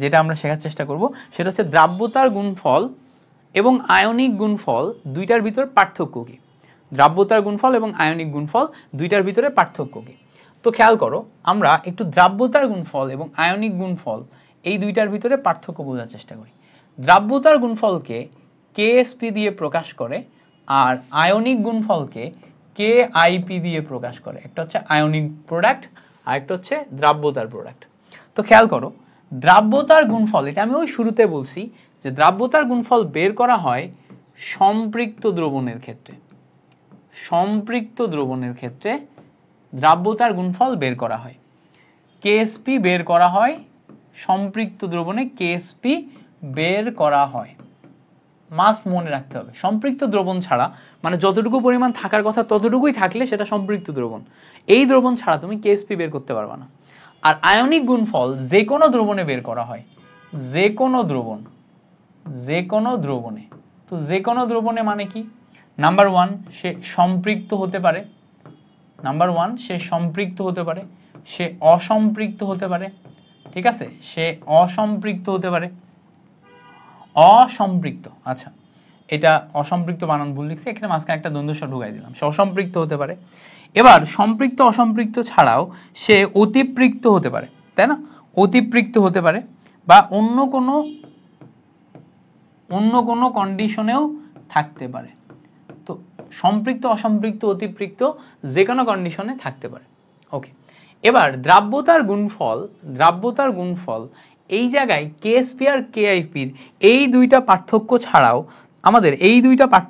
মনে রাখতে হবে যে KSP KIP এর মান যেটা তার উপর ডিপেন্ড করে আমাদের কোনো একটি লবণ তলানি পড়বে কিনা বা অদক্ষেপ পড়বে কিনা সেই ডিসিশন নেওয়া যায় যেমন ধরো এই যে KSP KIP যদি KIP বেশি হয় কার অপেক্ষা KSP অপেক্ষা তাহলে এখানে KIP বেশি হলে তোমার অদক্ষেপ পড়ে কি পড়ে অদক্ষেপ পড়ে KIP বেশি হলে সেই দ্রবণটা অতিপৃক্ত দ্রবণ KIP যখন বেশি তখন সেই দ্রবণকে আমরা অতিপৃক্ত দ্রবণ বলি তো অতিপৃক্ত দ্রবণের ক্ষেত্রে আমাদের KIP বেশি যদি আমাদের KSP বেশি হয় আর KIP কম হয় KSP বেশি হয় KIP কম হয় এটাকে বলা হচ্ছে অসম্পৃক্ত দ্রবণ KSP বেশি এটাকে বলা হচ্ছে অসম্পৃক্ত দ্রবণ তো অসম্পৃক্ত দ্রবণের ক্ষেত্রে অদক্ষেপ পড়ে না এটা আমাদের মাথায় রাখতে হবে ফর MCQ এন্ড এটা আমরা ম্যাথেও তো ব্যবহার করি তাছাড়া যদি আমাদের KSP আর KIP এই দুইটা সমান হয় তখন এটা হচ্ছে আমাদের সম্পৃক্ত অবস্থা বা সম্পৃক্ত দ্রবণ এই জায়গায়ও আমাদের অদক্ষেপ পড়বে না তাহলে অদক্ষেপ পড়ার শর্ত কি এটা আমরা বুঝতে পারলাম কিনা সো এটা আমাদের ভালো করে বুঝতে হবে আচ্ছা এখন আমি একটু চেষ্টা করব যে ওই ভিডিওটা পজ করে যেই ম্যাথগুলা তোমাদের আমি এখানে করাবো ওই ম্যাথগুলা একটু অ্যাড করে দিতে কারণ ওই ম্যাথগুলা অ্যাড না করলে তোমাদের জন্য হচ্ছে এই ম্যাথগুলা সলভ করানো আমার জন্য একটু মুশকিল হবে এবং ভিডিও লেন্থ অনেক বড় হয়ে যাবে সো এই ম্যাথগুলা করাইলেই মোটামুটি দ্রাব্যতার গুণফল দ্রাব্যতা এই রিলেটেড যা যা তোমার লাগবে এটার একটা ক্লিয়ারিটি চলে আসছে আচ্ছা আমরা হচ্ছে স্লাইড অ্যাড করে ফেলছি এখন আমরা যেটা করছি যে এই স্লাইডগুলো করাইতে এরপরে আবার আরেকটা PDF অ্যাড করে নিছি ফলে এরপরে কিছু ব্ল্যাঙ্ক স্লাইড থাকবে ব্ল্যাঙ্ক স্লাইডের পরে শেষে এসে ম্যাথগুলো থাকবে এই দেখো শেষে এসে আমরা এরপরে আবার নতুন করে অ্যাড করে নিছি এই ক্লাসের স্লাইডের ওই ম্যাথ পার্টটুকু শুধু বাদ রেখে আবার পিডিএফটা ডাউনলোড করে অ্যাড করে নিছি। সো এখানে আমাদের ম্যাথ পার্টটা থাকবে। তো ম্যাথ পার্টে দেখো আমরা এখানে কয়েকটা ম্যাথ রাখছি। এই দেখো এই জায়গাতে খেয়াল করলে দেখবা কয়েকটা ম্যাথ রাখছি। এই ম্যাথগুলা গুরুত্বপূর্ণ, মেইন বইতে আছে। এগুলার বেসমেন্ট তুমি যদি শিখে যাও তাহলে দ্রাব্যতা রিলেটেড সব ম্যাথই তুমি পারবা। এই জন্য এই ম্যাথগুলা তোমাকে আমি দিছি। সো প্রথমে দেখো আমাদের প্রথম যে ম্যাথটা, এই ম্যাথটার দিকে যদি তাকাই, বলছে 25 ডিগ্রি সেন্টিগ্রেড তাপমাত্রায় বেরিয়াম সালফেটের দ্রাব্যতার গুণফল এত বলতে কি বোঝায়? খুবই গুরুত্বপূর্ণ একটি প্রশ্ন। বেরিয়াম সালফেট এইটার দ্রাব্যতার গুণফল দেয়া আছে কত? 25 ডিগ্রি সেন্টিগ্রেড তাপমাত্রায় 1.1 × 10⁻⁻10। এটা হচ্ছে আমার দ্রাব্যতার গুণফল। এখন আমরা জানি যে বেরিয়াম সালফেট এইটাকে তুমি যদি ভাঙো তাহলে বেরিয়াম 2+ এবং সালফেট 2- আয়নে পরিণত হয়। তার মানে এখান থেকে কেএসপি বের যদি করো, কেএসপি বের করলে বেরিয়াম 2+ আয়নের গুণফল ইনটু সালফেট 2- আয়নের গুণফল, এই দুইয়ের গুণফল মিলে আমার দ্রাব্যতার গুণফল হয়। তাহলে দ্রাব্যতার গুণফল যদি এটা হয় তাহলে দেখো একটা একটা করে যদি এস এস হয়, এইটার দ্রাব্যতা যদি এস হয়, এটার দ্রাব্যতা যদি এস হয়, তাহলে S into S equals to এদের গুণফলের রেজাল্ট 1.1 × 10⁻⁻10। তাহলে তুমি এভাবে ব্যাখ্যা করবা যে 25 ডিগ্রি সেন্টিগ্রেড টেম্পারেচারে বেরিয়াম সালফেট একটি স্বল্প দ্রবণীয় লবণ। এই স্বল্প দ্রবণীয় লবণের দ্রাব্যতার গুণফল তোমার 1.1 × 10⁻10 মানে হচ্ছে বেরিয়াম 2+ আয়ন এবং সালফেট 2- আয়নের উন্নীত ঘাত সহ গুণফল, এইটা সমান হচ্ছে 1.1 × 10⁻10। বুঝতে পারছো? আশা করি এই ব্যাপারটা ক্লিয়ার। এবার দেখো আমি যখন বি নাম্বার কোশ্চেন বা খ নাম্বার কোশ্চেনে যাব, এখানে বলছে 25 ডিগ্রি সেন্টিগ্রেড টেম্পারেচারে ক্যালসিয়াম কার্বনেটের দ্রাব্যতার গুণফল এত বলতে কি বোঝো? সেম ভাবে করবা, একদম সেম ভাবে এটাও করবা। এটাও এই তোমার আগেরটার মতোই হবে, এটা তোমার হোমওয়ার্ক।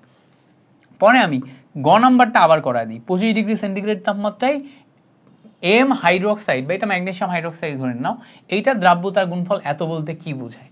তো দেখো এম হাইড্রোক্সাইড যেটা আছে, ম্যাগনেসিয়াম হাইড্রোক্সাইড ধরা যাবে না, তিনটা আছে এখানে। এম হাইড্রোক্সাইড যেটা আছে এর যেই দ্রাব্যতার গুণফল সেটা কত দেয়া আছে? 2.5 × 10⁻39। এখন এম হাইড্রোক্সাইড এই পার্টটাকে আমরা যদি একটু ভাঙি, এম হাইড্রোক্সাইডে এম 3+ এবং 3 হাইড্রোক্সিল মাইনাস এই দুইটা আয়ন তৈরি হয়, M3+ এবং 3 হাইড্রোক্সিল মাইনাস। এবার ভালো করে তুমি যদি খেয়াল করো, M3+ এবং 3 হাইড্রোক্সিল মাইনাস, এখান থেকে যখন তুমি কেএসপি বের করবা তখন M3+ এইটার আয়নের গুণফল ইনটু 3 হাইড্রোক্সিল মাইনাস এইটার আয়নের গুণফল, উপরে আসবে পাওয়ার যাবে উপরে কত? 3। পাওয়ার 3 কেন? কারণ সামনের মোল সংখ্যা পাওয়ারে পরিণত হয় কেএসপি বের করতে গেলে। তো তুমি যদি এইটার যে দ্রাব্যতা এটাকে যদি এস ধরো, তাহলে এর দ্রাব্যতা এস, এর দ্রাব্যতা 3s তার পাওয়ার 3। টোটাল মিলে ক্যালকুলেশন করলে 27s⁴। তার মানে তুমি এখানে বলতে পারবা যে এই যৌগের দ্রাব্যতার গুণফল 27s⁴, যেটার ভ্যালু 2.5 × 10⁻39 এর সমান। তুমি চাইলে এস এর ভ্যালু এখান থেকে বের করে দেখাই দিতে পারবা যে এখানে দ্রাব্যতার ভ্যালুটা কত, চাইলে এটাও করতে পারবা। সো এইভাবে তুমি দ্রাব্যতার গুণফল যে ব্যাপারটা, এই ব্যাপারটা নিয়ে কাজ করতে পারলা। ওকে, পরে আসো। পরে যদি আমরা আরেকটা সিম্পল জিনিস দেখার চেষ্টা করি, এই যে বইয়ের সমাধানকৃত সমস্যা 2.5, এইটাই বলতেছে যে পানিতে একটি লবণের দ্রাব্যতা 25 ডিগ্রি এবং 45 ডিগ্রিতে এত গ্রাম পার লিটার এবং এত গ্রাম পার লিটার পানিতে। এবার বলছে যে 250 গ্রাম সম্পৃক্ত দ্রবণকে উচ্চ তাপমাত্রা হতে নিম্ন তাপমাত্রায় শীতল করলে কত গ্রাম তোমার লবণ কেলাসিত হবে? দেখো খুব সিম্পল একটা জিনিস বোঝার চেষ্টা করবা। এখানে আমাদের একটা পাত্র দেয়া আছে, এই পাত্রের টেম্পারেচার দেয়া আছে 45 ডিগ্রি, আর এখানে আরেকটা পাত্র দেয়া আছে, এই পাত্রের টেম্পারেচার হচ্ছে 25 ডিগ্রি। তাহলে চিন্তা করো তো, তুমি যদি এই পাত্রের টেম্পারেচার 45 থেকে 25-এ নিয়ে যাও, 45 থেকে 25-এ নিয়ে যাও, তাহলে টেম্পারেচার কমে গেল না? এখন আমরা জানি যে তাপমাত্রার সাথে দ্রাব্যতার সম্পর্ক আছে, তাপমাত্রা বাড়ালে দ্রাব্যতা বাড়ে, তাপমাত্রা কমালে দ্রাব্যতা কমে। তাহলে তাপমাত্রা যদি তুমি কমাই ফেলো, খেয়াল করো, তাপমাত্রা তুমি যদি কমাই ফেলো তাহলে এখানে দ্রাব্যতা কমে যাবে। এখন দ্রাব্যতা যদি কমে যায়, মানে দ্রাবকের দ্রাব্যতা যদি কমে যায়, তাহলে ওখানে যেই দ্রব আছে সেই দ্রব কেলাস আকারে বের হয়ে যাবে না নিচে? সেই দ্রব্য কেলাস আকারে বের হয়ে যাবে। সো ইনিশিয়ালি আমার এখানে দ্রাব্যতা যেটা ছিল, ইনিশিয়ালি এখানে আমার দ্রাব্যতা ছিল 280 গ্রাম পার লিটার। পরের টেম্পারেচার যেটা আছে এখানে আমার না, এটা হচ্ছে তোমার 45 ডিগ্রি, না 45 ডিগ্রিতে দ্রাব্যতা ছিল 370 গ্রাম পার লিটার, আর হচ্ছে যে 25-এ দ্রাব্যতা হচ্ছে 280 গ্রাম পার লিটার। তো একটা হচ্ছে 370 গ্রাম পার লিটার, একটা হচ্ছে 280 গ্রাম পার লিটার, দুইটার ভিতরে পার্থক্য এই আমাদের একটু বোঝার চেষ্টা করতে হবে। ওকে, এবার দেখো এই টেম্পারেচার আছে, এই টেম্পারেচার আছে। এখন বলছে যে যদি আমরা এর যে সম্পৃক্ত দ্রবণ আছে 250 গ্রামের সম্পৃক্ত দ্রবণ নিই। এবার একটা জিনিস মাথায় রাখবো, আমরা জানি দ্রবণের আয়তনের সাথে এই জায়গায় হচ্ছে তোমার দ্রবের সম্পর্ক। এই যে দ্রাব্যতা যেটা দেয়া আছে বা দ্রাব্যতা যে এককে দেয়া আছে, এই এককে দ্রবণের আয়তনের সাথে তোমার দ্রবের সম্পর্ক আছে। বাট এইটা দ্রবণের আয়তন না দিয়ে দ্রবণের ভর দেয়া আছে। এখন ভরকে আয়তনে কনভার্ট করবো কিভাবে? আমরা জানি m equals to rho V, রোটা কি আপেক্ষিক গুরুত্ব। এখন যদি আমরা আপেক্ষিক গুরুত্বকে 1 ধরি তাহলে m ইকুয়ালস টু ভি আসে, কিন্তু তার মানে যেইটা আমার ভর সেটাই হচ্ছে আমার আয়তন। তো 150 গ্রাম ভর ছিল, এই 150 গ্রাম থেকে ml এ কনভার্ট হবে। 150 গ্রাম গ্রাম থেকে ml এ কনভার্ট হবে। তার মানে 150 গ্রাম ভরের দ্রবণ মানেই হচ্ছে 150 ml আয়তনের দ্রবণ, 150 ml আয়তনের দ্রবণ। এবার দেখো যখন তুমি 45 ডিগ্রি সেন্টিগ্রেড টেম্পারেচার নিয়ে কাজ করতেছো, চিন্তা করো সিম্পলি 1 লিটারে তোমার দ্রব্য আছে 370, তাহলে 1000 ml এ দ্রব্য আছে কত? 370। তাহলে 1 ml এ দ্রব্য কত, আর এখানে আমাদের এই যে 250 ml এ দ্রব্য কত সেটা বের করতে হবে। 250 ml এ দ্রব্য কত, তাহলে আমরা একটু দেখার চেষ্টা করি। 1 ml আর এখানে আমরা 250 ml এইটাই বের করব। তাহলে 250 ml এ দ্রব্য আসবে 370 ডিভাইডেড বাই নিচে আসবে 1000, উপরে যাবে 250। কেমনে করছি বলো তো? ঐকিক নিয়মে 1000 তারপরে 1 তারপরে 250, 250 3 নাম্বার লাইন, এজন্য গুণ হয়েছে। সো ক্যালকুলেশন করলে দেখো এখান থেকে এইটার সাথে এটা ক্যালকুলেশন করলে 4 এত 1000, এটার সাথে এটা ক্যালকুলেশন করলে তোমার হচ্ছে যে 370 divided by 2, 370 divided by 2 calculation করলে একটা ভ্যালু আসবে। এখানে ক্যালকুলেটরটা কই? মুখে মুখে করতে ইচ্ছা করতেছে না, এই তো ক্যালকুলেটর পাইছি। সো 370 ডিভাইডেড বাই 4 হবে, 370 ডিভাইডেড বাই 4 ক্যালকুলেশন করলে 92.5 আসে। এবার আমি দ্বিতীয় পাত্রের জন্য 25 ডিগ্রির জন্য কাজ করব। 25 ডিগ্রিতে বলছে 1000 ml, এইটার জন্য দ্রব্য আছে হচ্ছে 280 গ্রাম, তাই না? কত? 280 গ্রাম। এবার এখান থেকে 1 ml এবং কত যাইতে হবে? ওই যে 250 ml যাইতে হবে। তাহলে 250 ml এইটার জন্য দ্রব্য কত থাকবে? 280 ডিভাইডেড বাই 1000 ইন্টু 250। এটা ক্যালকুলেশন করো, ক্যালকুলেশন করলে দেখবা এটার সাথে এটা কেটে 4 হচ্ছে। সো এখানে তুমি 280 ডিভাইডেড বাই 4 পাবা। ক্যালকুলেশন করলে কত আসবে? 70। তো দেখো টেম্পারেচার খেয়াল করো, আমাদের এই 250 ml দ্রবণের ক্ষেত্রে দ্রাব্যতা যখন আমরা 45 ডিগ্রি নিচ্ছি তখন দ্রাব্যতা হচ্ছে 92.5, আর যখন আমরা 25 ডিগ্রি নিচ্ছি তখন দ্রাব্যতা হচ্ছে 70। তাহলে 45 থেকে 25-এ গেলে এই 92 থেকে 70-এর এক্সট্রা যেটুকু থাকবে সেটা দ্রবীভূত হয়ে যাবে। মানে ধরো তোমার সক্ষমতা হচ্ছে 250 ml, তো তোমার মাথার ভিতরে এখন 45 ডিগ্রি সেন্টিগ্রেড টেম্পারেচারে সারাদিনে অঙ্ক করার ক্ষমতা হচ্ছে 92.5, বা টেম্পারেচার যখনই কমে 25 হয়ে যাবে তখন তোমার অঙ্ক করার ক্ষমতা হবে 70। তাহলে 92.5 থেকে তোমার সক্ষমতা কমে যদি 70 হয় তাহলে এই বাকি অংশটুকু তুমি মাথা থেকে বের করে দিবা না? ওইটাই কেলাস। তাহলে বের করছো কতটুকু বা কেলাসের পরিমাণ কতটুকু? কেলাস হচ্ছে তখন 92.5 থেকে 70 ক্যালকুলেশন করলে 22.5। এইটা হচ্ছে আমাদের কেলাস। এই যে জিনিসটা, যেই ম্যাথটা তোমাকে আমি সলভ করাই দিলাম, very very important, very very important. ঠিক আছে, খুবই আসে এই টাইপের ম্যাথ, খুব আসতে দেখা যায়। আগে যে ইয়াটা দেখাইছি ওটা এমসিকিউ এর জন্য শর্টকাট দেখাইছি, ওই টাইপ থেকেও তোমার সিকিউতেও আসে। আর এই ম্যাথ খুবই গুরুত্বপূর্ণ, মেইন বইয়ের ম্যাথগুলো একদম হুবহুব তুলে দেয়। আচ্ছা পরে আসো, পরের ম্যাথটা দেখাই। আই ডোন্ট নো, এই আমি সুন্দর করে সবকিছু ছবি টবি অ্যাড করছিলাম এবং তোমার হচ্ছে যে সলভ করানোর সময় সুন্দর করে প্রশ্ন অ্যাড করছিলাম, বাট এই বারবার কারেন্ট চলে যাওয়ার কারণে এই গ্রাফিক্সটা একটু ঝামেলা হয়ে গেছে হয়তো। সো একটু কনসিডার করো, আমি তারপরেও এটা একটু পড়ে শোনাচ্ছি। বলছে দেখো 30 ডিগ্রি সেন্টিগ্রেড তাপমাত্রায় প্রস্তুত সোডিয়াম ক্লোরাইডের 200 ml সম্পৃক্ত দ্রবণে, তাহলে এখানে আমাদের একটা সোডিয়াম ক্লোরাইডের সম্পৃক্ত দ্রবণ আছে, দ্রবণের আয়তন হচ্ছে 200 ml। এবার এটার তাপমাত্রা কত? তাপমাত্রা হচ্ছে 30 ডিগ্রি সেন্টিগ্রেড। সূর্যের তাপে বাষ্পায়িত করে এত গ্রাম সোডিয়াম ক্লোরাইড পাওয়া গেল। তাহলে সূর্যের তাপে বাষ্পায়িত করে আমরা এখানে সোডিয়াম ক্লোরাইড পাচ্ছি কত? 52.95। এবার বোঝার চেষ্টা করবা, এই যে সোডিয়াম ক্লোরাইড পাচ্ছি এটা লবণের পরিমাণ, মানে এটা হচ্ছে দ্রবের পরিমাণ।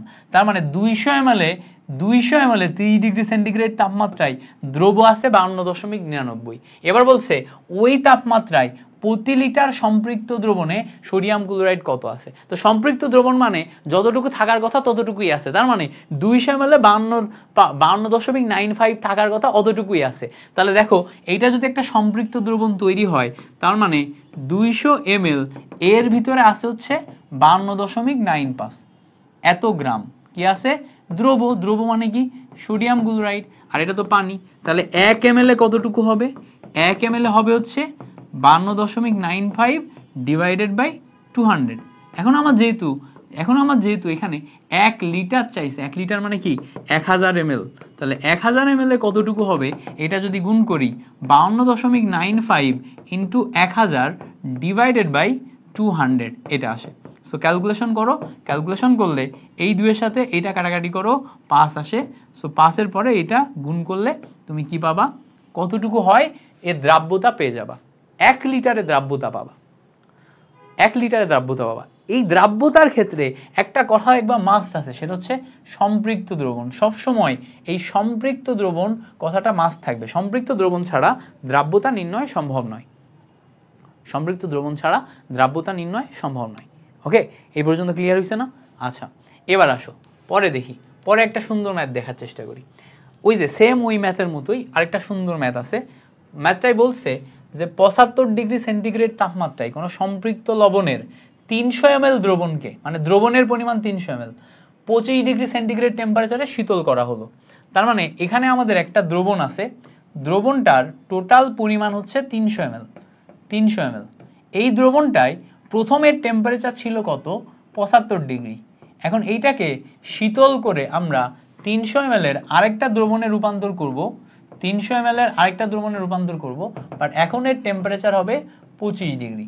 ইনিশিয়ালি এর দ্রাব্যতা যেটা ছিল আর এখন এর দ্রাব্যতা দুইটা তো সেম থাকবে না। ইনিশিয়ালি দ্রাব্যতা 75 ডিগ্রিতে ছিল দেখো 650 গ্রাম পার লিটার, পরবর্তীতে দ্রাব্যতা 150 গ্রাম পার লিটারে রূপান্তর হয়ে গেছে। এবার দুইটার জন্য আলাদা আলাদা ক্যালকুলেশন করতে হবে। এই যে দ্রাব্যতা দেয়া আছে, খেয়াল করো, এই দ্রাব্যতা আমার 1 লিটারের জন্য দেয়া আছে, এই দ্রাব্যতা আমার 1 লিটারের জন্য দেয়া আছে, বাট আমার দ্রবণ তো 300 ml এর। তাহলে এই 75 ডিগ্রিতে 300 ml এর জন্য দ্রাব্যতা বের করো, এই তোমার হচ্ছে যে 25 ডিগ্রিতে 300 ml এর জন্য দ্রাব্যতা বের করো। ঠিক আছে? তাহলে 300 ml এর জন্য যদি তুমি দ্রাব্যতা বের করো, উভয়ের জন্য দ্রাব্যতা বের করলে এই দ্রাব্যতা থেকে এই দ্রাব্যতা বাদ দিবা, তোমার অদক্ষেপের পরিমাণ বের হয়ে যাবে। অদক্ষেপের পরিমাণ বের হয়ে যাবে। প্রথমে তুমি এইটার ক্ষেত্রে দ্রাব্যতা বের করো ফর 75 ডিগ্রি। তো 75 ডিগ্রির জন্য দ্রাব্যতা যখন বের করবা, কেমনে বের করবা? সিম্পল জিনিস, তুমি লিখবা যে 1000 ml এখানে দ্রব্য আছে কত? 650 গ্রাম। তাহলে তুমি এখন 1 ml লিখবা, এখানে দ্রব্য আছে কত? 650 ডিভাইডেড বাই 1000। এবার তুমি এখানে খেয়াল করে দেখো 300 ml এর জন্য বের করতে চাচ্ছ, তাহলে 300 ml এর দ্রব্য আছে কত? 650 ইন্টু 300 ডিভাইডেড বাই 1000। আচ্ছা, 1000, 2 শূন্য 2 শূন্য কেটে গেল, 1 শূন্য 1 শূন্য কেটে গেল। এখানে দেখো 3 দিয়ে গুণ করলে 3 5 15, 3 6 18 আর 1 19, 195 গ্রাম। ওকে, তাহলে এই হচ্ছে আমার এখানে কি আছে বলতো? দ্রাব্যতা। কত ডিগ্রি? 75 ডিগ্রিতে। এবার আসো 75 ডিগ্রির পরে আমরা যদি 25 ডিগ্রিতে যাই, কত? 25 ডিগ্রিতে। 25 ডিগ্রিতে কি পাবো? খেয়াল করো, এখানেও আমাদের 1 লিটার মানে 1000 ml, এইটাতে আছে হচ্ছে 150। আচ্ছা, বাট আমাদের লাগবে কত? 300তে। তাহলে আমরা 1 এ নিব 150 ডিভাইডেড বাই 1000, এখানে 5, আর তারপরে আমরা নিব হচ্ছে 300 ml, উপরে 150 নিচে 1000 আর উপরে হচ্ছে গুণ হবে 300। আচ্ছা, এবার এখানেও ক্যালকুলেশন করো, 2 শূন্য 2 শূন্য কাটে, 0 0 কাটে, 3 দিয়ে গুণ করলে 3 5 15 আসে। তাহলে এখানে দেখো 195 আর ওখানে আসে হচ্ছে 45। তাহলে এইটার যেই দ্রাব্যতা 300 ml, এটা দ্রাব্যতা আসে হচ্ছে 195, আর 300 ml এটা দ্রাব্যতা আসে কত 45। তাহলে এখান থেকে তোমার কতটুকু পরিমাণ কেলাস হবে? কেলাস পাবা তুমি হচ্ছে 195 থেকে 45 বাদ দাও, পাবা হচ্ছে 150। এই 150 গ্রাম তোমার তাপমাত্রা কমানোর কারণে কেলাস আকারে বের হয়ে যাবে। এই 150 গ্রাম তাপমাত্রা কমানোর কারণে কেলাস আকারে বের হয়ে যাবে। বুঝতে পারছো? একদম সিম্পল ম্যাথ। তোমাকে আমি বেসিকটা নিজের ভিতরে ঢোকাই দেওয়ার ট্রাই করতেছি, যে তোমার ভিতরে যেন একদম বেসিকটা ঢুকে যায় এবং তুমি বেসিকটা অনুযায়ী ম্যাথগুলো সলভ করতে পারো। তুমি আমার এই ক্লাসের পরে দ্রাব্যতা রিলেটেড যে কোনো কিছু সলভ করবা, দেখবা তুমি পারতেছো। আই ক্যান গ্যারান্টি ইউ, তুমি আমার এই ক্লাসের পরে দ্রাব্যতা রিলেটেড যে কোনো কিছু সলভ করো, দেখো তুমি পারতেছো। পরে আসো, পরে দেখো এটা খুব গুরুত্বপূর্ণ একটা ম্যাথ। প্রশ্নটা একটু কেমন কেমন দেখাচ্ছে, বাট এমন এমন দেখানো উচিত না আসলে। বলছে দেখো 25 ডিগ্রি সেন্টিগ্রেড তাপমাত্রায় অ্যালুমিনিয়াম হাইড্রোক্সাইডের দ্রাব্যতার গুণফল এত হলে অ্যালুমিনিয়াম হাইড্রোক্সাইডের দ্রাব্যতা গ্রাম পার লিটারে বের করো। দ্রাব্যতার গুণফল দেয়া আছে, তো আমরা এখানে দেখতেই পাচ্ছি যে অ্যালুমিনিয়াম হাইড্রোক্সাইড যেটা আছে এইটার দ্রাব্যতার গুণফল কেএসপি দেয়া আছে হচ্ছে 3.7 ইন্টু 10⁻⁻15। ওকে, এটা দেয়া আছে। এবার এখানে একটা মোস্ট ইম্পর্টেন্ট বিষয় হচ্ছে দ্রাব্যতা গ্রাম পার লিটারে বের করতে বলছে। দ্রাব্যতা কিসে? গ্রাম পার লিটারে বের করতে বলছে। এখন আমরা দ্রাব্যতার গুণফলটা আগে বের করার ট্রাই করব। অ্যালুমিনিয়াম হাইড্রোক্সাইডের জন্য আমরা জানি অ্যালুমিনিয়াম হাইড্রোক্সাইডকে ভাঙলে অ্যালুমিনিয়াম 3+ এবং 3 হাইড্রোক্সিল মাইনাস আয়ন পাওয়া যায়। এখানে যদি দ্রাব্যতা S হয়, এখানে S, এখানে হবে হচ্ছে 3S, তাই না? তাহলে কেএসপি যখন আমি বের করব, কেএসপি ইকুয়ালস টু S⁻1 এবং 3S⁻3, ক্যালকুলেশন করলে 27 S⁻4 পাওয়া যায়। এবার তাহলে এইটা হচ্ছে আমার দ্রাব্যতার গুণফল। তাহলে দ্রাব্যতার গুণফল প্রশ্ন মতে 27 S⁻4 ইকুয়ালস টু ওই যে কেএসপি কত 3.7 ইন্টু 10⁻⁻5। এখান থেকে তুমি এখন কি করবা? এস এর ভ্যালু বের করবা। তাহলে প্রথমে কি করবা? উপরে যাবে 3.7 10⁻⁻5 ডিভাইডেড বাই নিচে 27। এরপরে এস ইকুয়ালস টু 4 রুট এই জিনিসটা আসবে। তো 4 রুট এই জিনিসটা ক্যালকুলেশন করো। দেখো আমি একটু তোমাকে হচ্ছে যে ক্যালকুলেশন করে দেখাই দিই। হ্যাঁ, 4 রুট আসতেছে না? 4 রুটের ভিতরে আমরা একটা ভগ্নাংশ নিচ্ছি 3.7 ইন্টু 10⁻⁻5 ডিভাইডেড বাই আসতেছে হচ্ছে 27।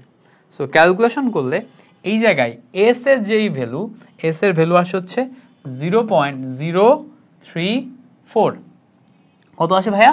এস এর ভ্যালু আসে হচ্ছে 0.034। এই যে 0.034 এটা কিন্তু মোল পার লিটার। একক এখানে দেয়া নাই, একক এখানে দেয়া নাই মানে আমাদের মোল পার লিটারে ধরতে হবে, বাট আমাদের চাইছে হচ্ছে গ্রাম পার লিটার।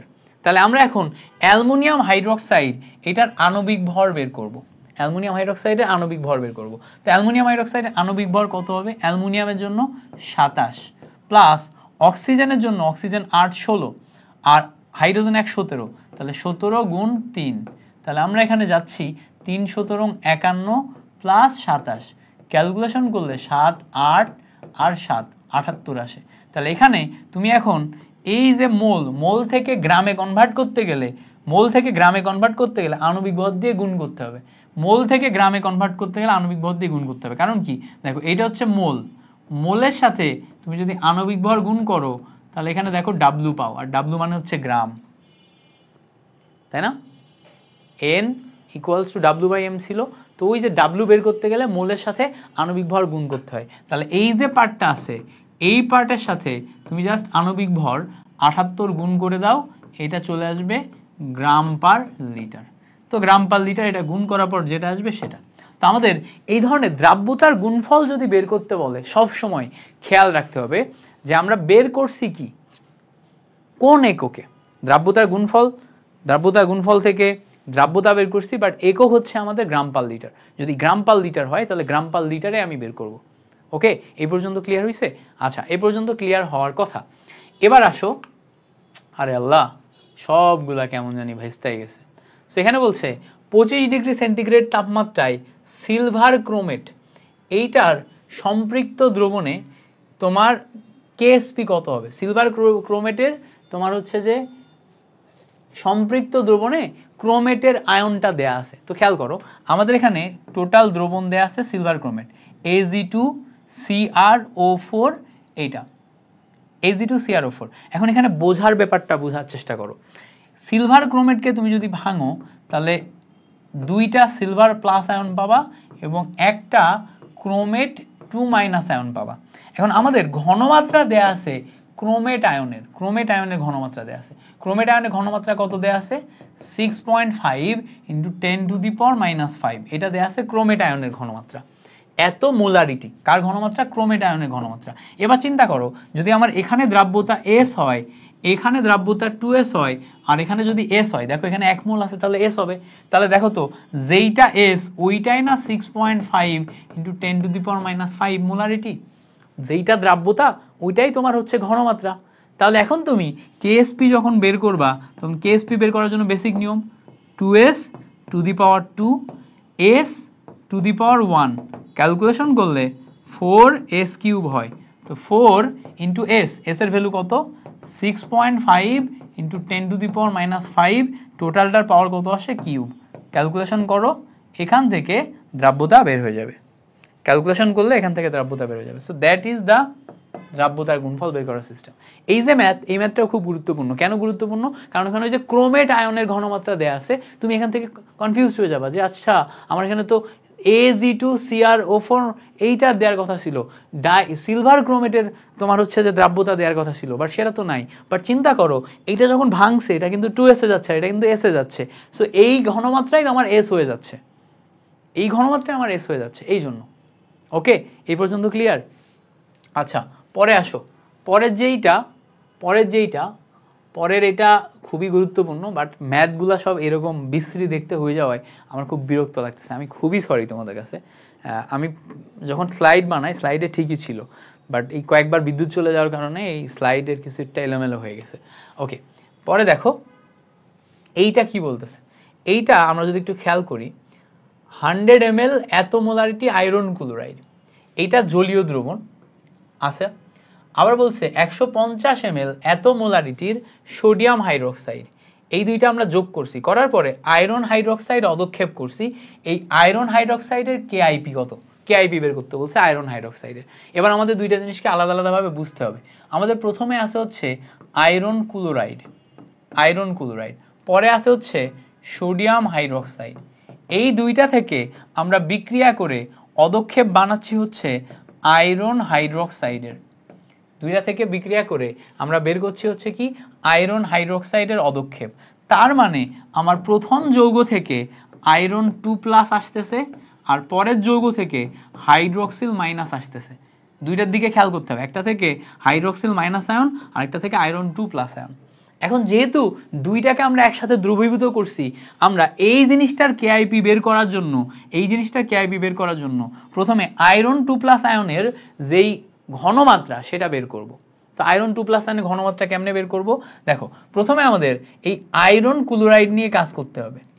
আয়রন ক্লোরাইডকে তুমি যদি ভাঙো তাহলে আয়রন 2+ পাবা আর 2 ক্লোরিন মাইনাস পাবা।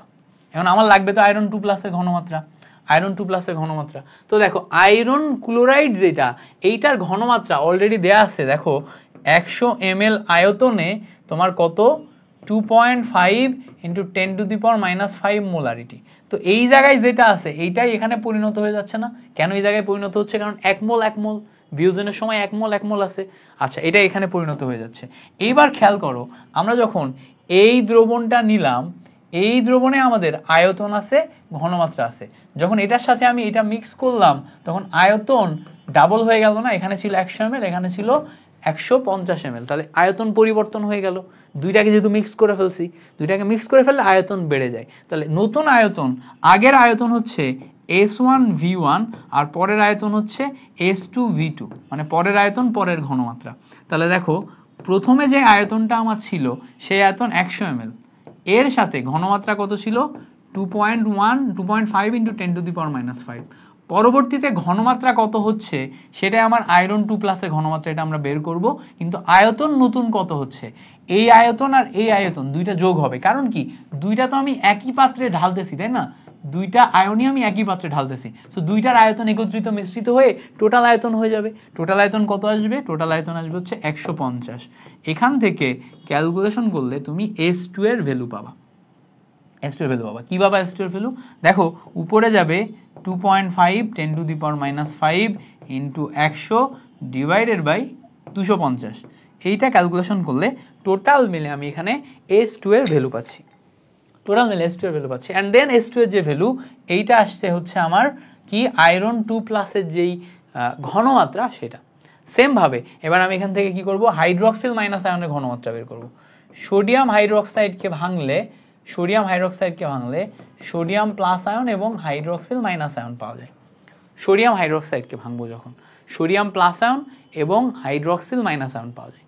তো এই যে হাইড্রক্সিল মাইনাস আয়ন আমি এখানে পাচ্ছি, এই হাইড্রক্সিল মাইনাস আয়নের জন্য আবার S1V1 = S2V2 করতে হবে।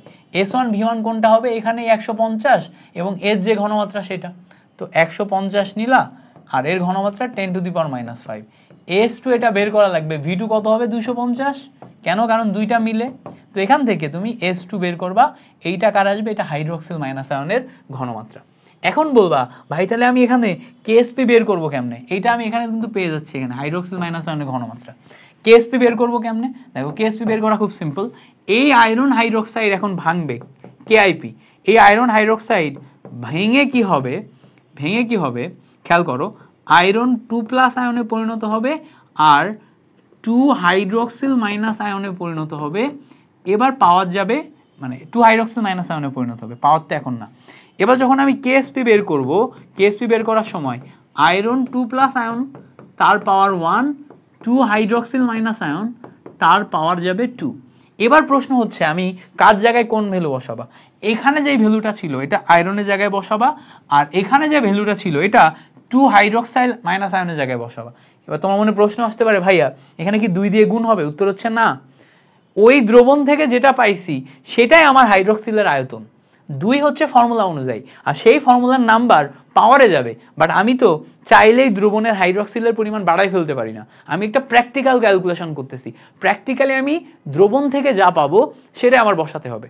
দ্রবণ থেকে আমি যেটা পাচ্ছি সেটা আমি এখানে 2 হাইড্রক্সিল মাইনাস আয়নের উপরে বসিয়ে দিব। বসিয়ে দিলে হয়ে গেল। ক্লিয়ার? সো আশা করি এই পর্যন্ত ক্লিয়ার হয়েছে। ওকে না? আচ্ছা, সো এই পর্যন্ত ক্লিয়ার করে জাস্ট এবার তুমি KSPটা বের করে ফেলবা। KSP না, এটা KIP হবে। KIPটা বের করে ফেলবা।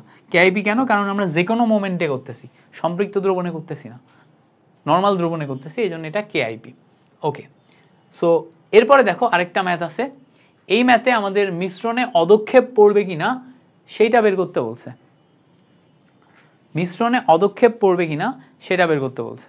সো এই ম্যাথটা এখন আমাদের করতে হবে। ওকে, এই ম্যাথটা করবো, বাট আমি 5 মিনিট একটু রেস্ট নিয়ে নিই।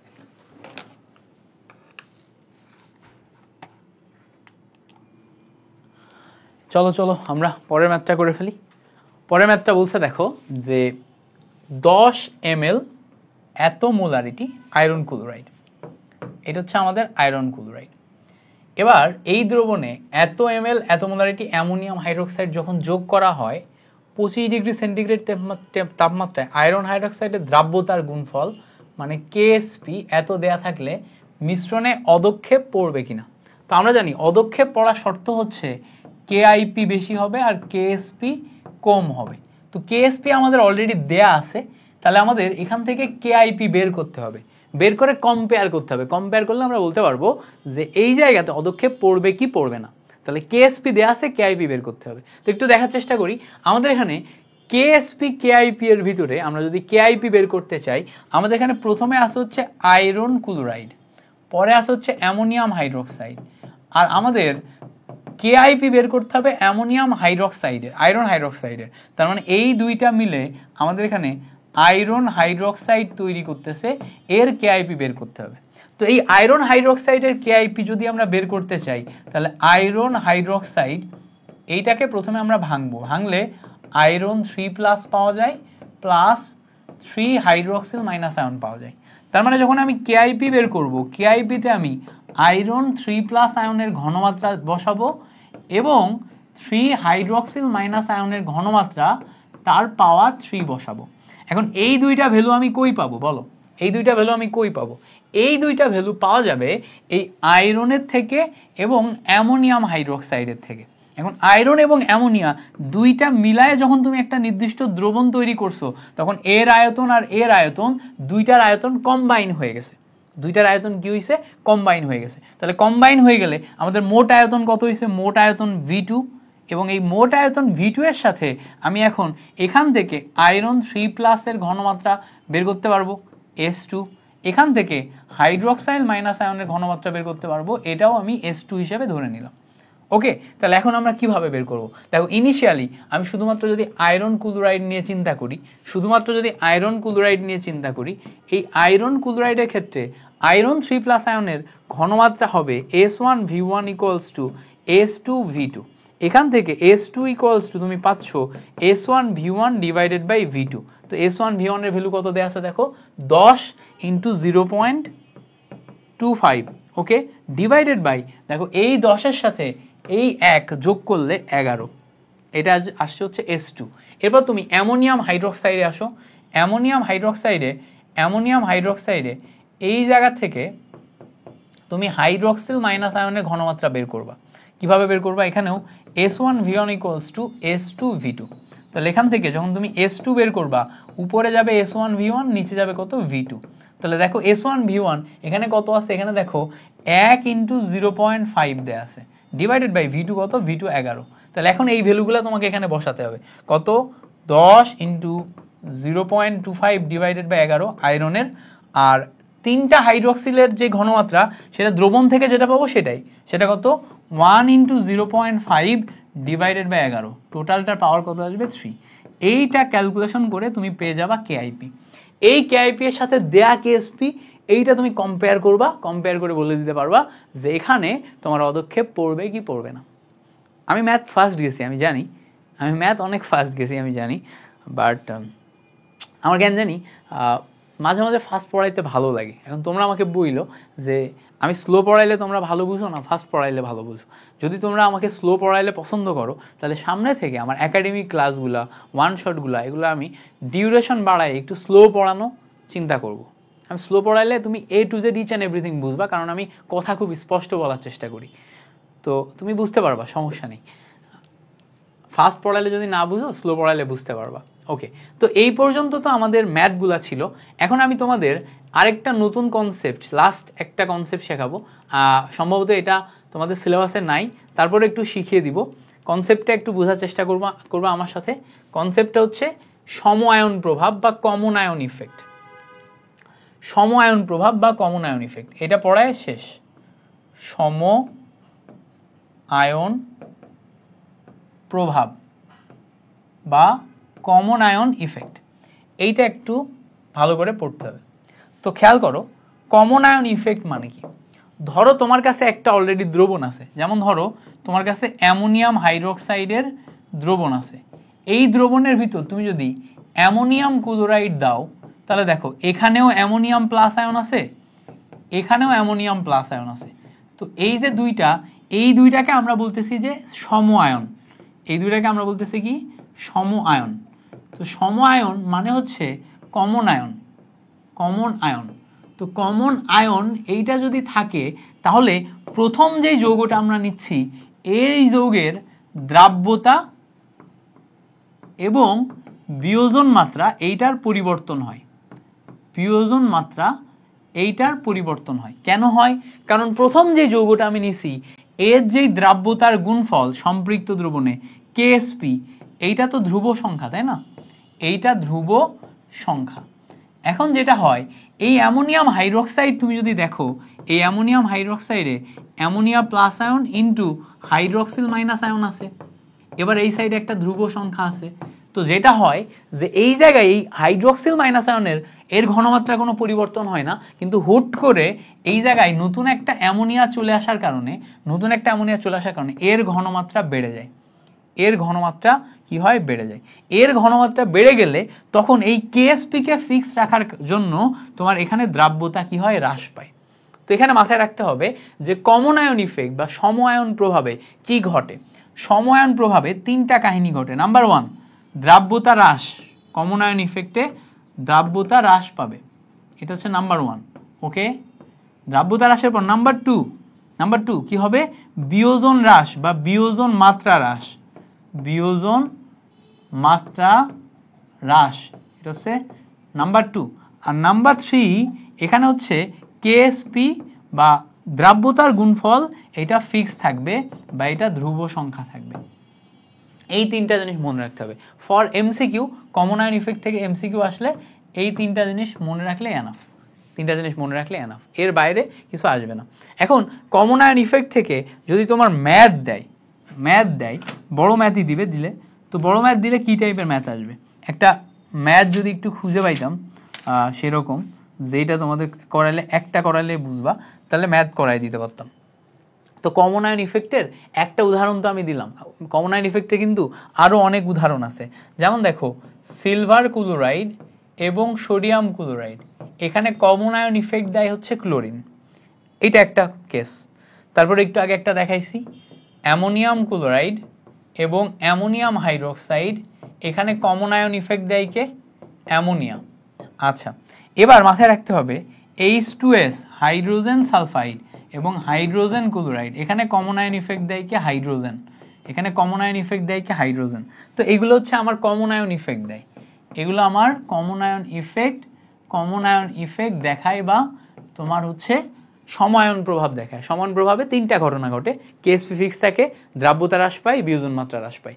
কেএসপি ফিক্স থাকে, দ্রাব্যতা হ্রাস পায়, বিয়োজন মাত্রা হ্রাস পায়। মুখস্থ করে ফেলবা। ওকে, এবার এখান থেকে ম্যাথ আসবে। সো ম্যাথ করাইতে ইচ্ছা করতেছে না, সিম্পল ম্যাথ না করাইলেও হয়। আচ্ছা, তারপরেও একটা ম্যাথ একটু করাই দেখাই। দেখো, আমাদের এখানে সিলভার ক্লোরাইড যেটা আছে, এর জন্য কেএসপি দেয়া আছে। ধরো সিলভার ক্লোরাইডের জন্য কেএসপি দেয়া আছে তোমার 1.7 ইন্টু 10 টু দি পাওয়ার -10। এটা হচ্ছে আমার সিলভার ক্লোরাইডের জন্য কেএসপি। এখন সিলভার ক্লোরাইডের জন্য কেএসপি দেয়া থাকলে ভালো করে খেয়াল করো, এই সিলভার ক্লোরাইডের দ্রাব্যতা বের করা সম্ভব না। সিলভার প্লাস আয়ন আর ক্লোরিন মাইনাস আয়ন, তাহলে কেএসপি ইকুয়ালস টু আমরা পাবো এস ইন্টু এস, মানে কত, এসি স্কোয়ার। এসি স্কোয়ারের ভ্যালু কত, 1.7 ইন্টু 10 টু দি পাওয়ার -10। তাহলে এখান থেকে এস ইকুয়ালস টু আসবে রুটের নিচে 1.7 ইন্টু 10 টু দি পাওয়ার -10। তাহলে খেয়াল করো, রুটের নিচে 1.7 ইন্টু 10 টু দি পাওয়ার -10, এইটাকে বলা হচ্ছে তোমার এস এর ভ্যালু। সেটা কত, 1.3 ইন্টু 10 টু দি পাওয়ার -5।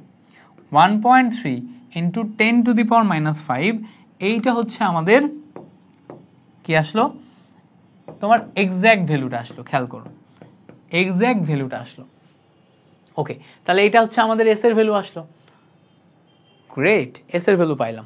এখন কমন আয়ন ইফেক্ট মানে হচ্ছে যদি তুমি এই দ্রবণটার ভিতরে একটা অন্য ঘনমাত্রার দ্রবণ নিয়ে আনো, যেমন ধরো তুমি যদি এই দ্রবণটার ভিতরে 0.1 মোলারিটি সোডিয়াম ক্লোরাইড নিয়ে আনো, তাহলে তোমার এই সিলভার ক্লোরাইডের কেএসপি এর তো কোনো পরিবর্তন হবে না, কারণ এটার সাথে এটা কমন আয়ন ইফেক্ট হয়ে গেল, এটার সাথে এটা কমন আয়ন ইফেক্ট হয়ে গেল। তাহলে সিলভার ক্লোরাইডের কেএসপি যদি পরিবর্তন না হয়, তাহলে পরিবর্তন হবে কার, দ্রাব্যতার। এখন দ্রাব্যতার কিভাবে পরিবর্তন হবে সেটাই দেখার বিষয়। দেখো, সোডিয়াম ক্লোরাইডের ক্ষেত্রে তুমি যদি ভাঙো, তাহলে সোডিয়াম প্লাস এবং ক্লোরিন মাইনাস আয়ন পাও। এর মোলারিটি 0.1 মোলারিটি হওয়া মানেও ক্লোরিনেও 0.1 মোলারিটি। এখন দেখো তো, আমরা এখন সিলভার ক্লোরাইডের সমআয়ন প্রভাব যখন করব, তখন সিলভার প্লাস এবং ক্লোরিন মাইনাস আয়ন করব। এবার দেখো, কেএসপি যখন বের করব, কেএসপি বের করলে সিলভার প্লাস আয়নের ঘনমাত্রা ইন্টু ক্লোরিন মাইনাস আয়নের ঘনমাত্রা, এটা নিব। সিলভার প্লাস আয়নের ঘনমাত্রাকে আমি এস ধরে নিলাম বা S1 ধরে নিলাম, নতুন দ্রাব্যতা, আগেরটা তো এস ছিল। এবার এই ক্লোরিন মাইনাস আয়নের দ্রাব্যতা এটাও S1 হওয়ার কথা, কিন্তু এর সাথে দেখো তো কমন আয়নে একটা নতুন ঘনমাত্রা 0.1 মোলারিটি যোগ হয়েছে না? দুইটা মিলে আমার দুইটা ক্লোরিন না, এখন আগে শুধু ক্লোরিন ছিল, এখন এখান থেকেও ক্লোরিন আসছে, তাহলে দুইটা মিলে যোগ হবে। তাহলে যোগ হলে এখন দেখো S1 তার স্কোয়ার প্লাস 0.1 S1 এটা পাচ্ছি।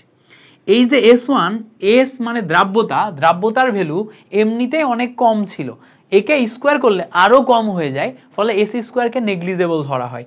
এস স্কোয়ারকে নেগলিজেবল ধরলে 0.1 S1 ইকুয়ালস টু KSP আসে, ফলে এখান থেকে S1 এর ভ্যালু আসে KSP divided by 0.1। KSP divided by 0.1 মানে কি 1.3 10 to the power minus 5 divided by 0.1। তো 1.3 into 10 to the power minus 5 into 0.1 means হচ্ছে 1.3 ইন্টু 10 টু দি পাওয়ার কত আসবে 1.3 into 10 to the power minus 4। ফলে আমার এখানে এই জায়গাতে যেই তোমার যেটা আছে, দ্রাব্যতা যেটা আছে, সেটা আমাদের এখানে হ্রাস পায় বা বিয়োজন মাত্রা হ্রাস পায়। তো এই হচ্ছে আমাদের ওভারঅল কাহিনী। 0.1 মোলারিটি যখন তুমি দিবা তখন আমাদের দ্রাব্যতার ক্ষেত্রে এই পরিবর্তনটা আসবে।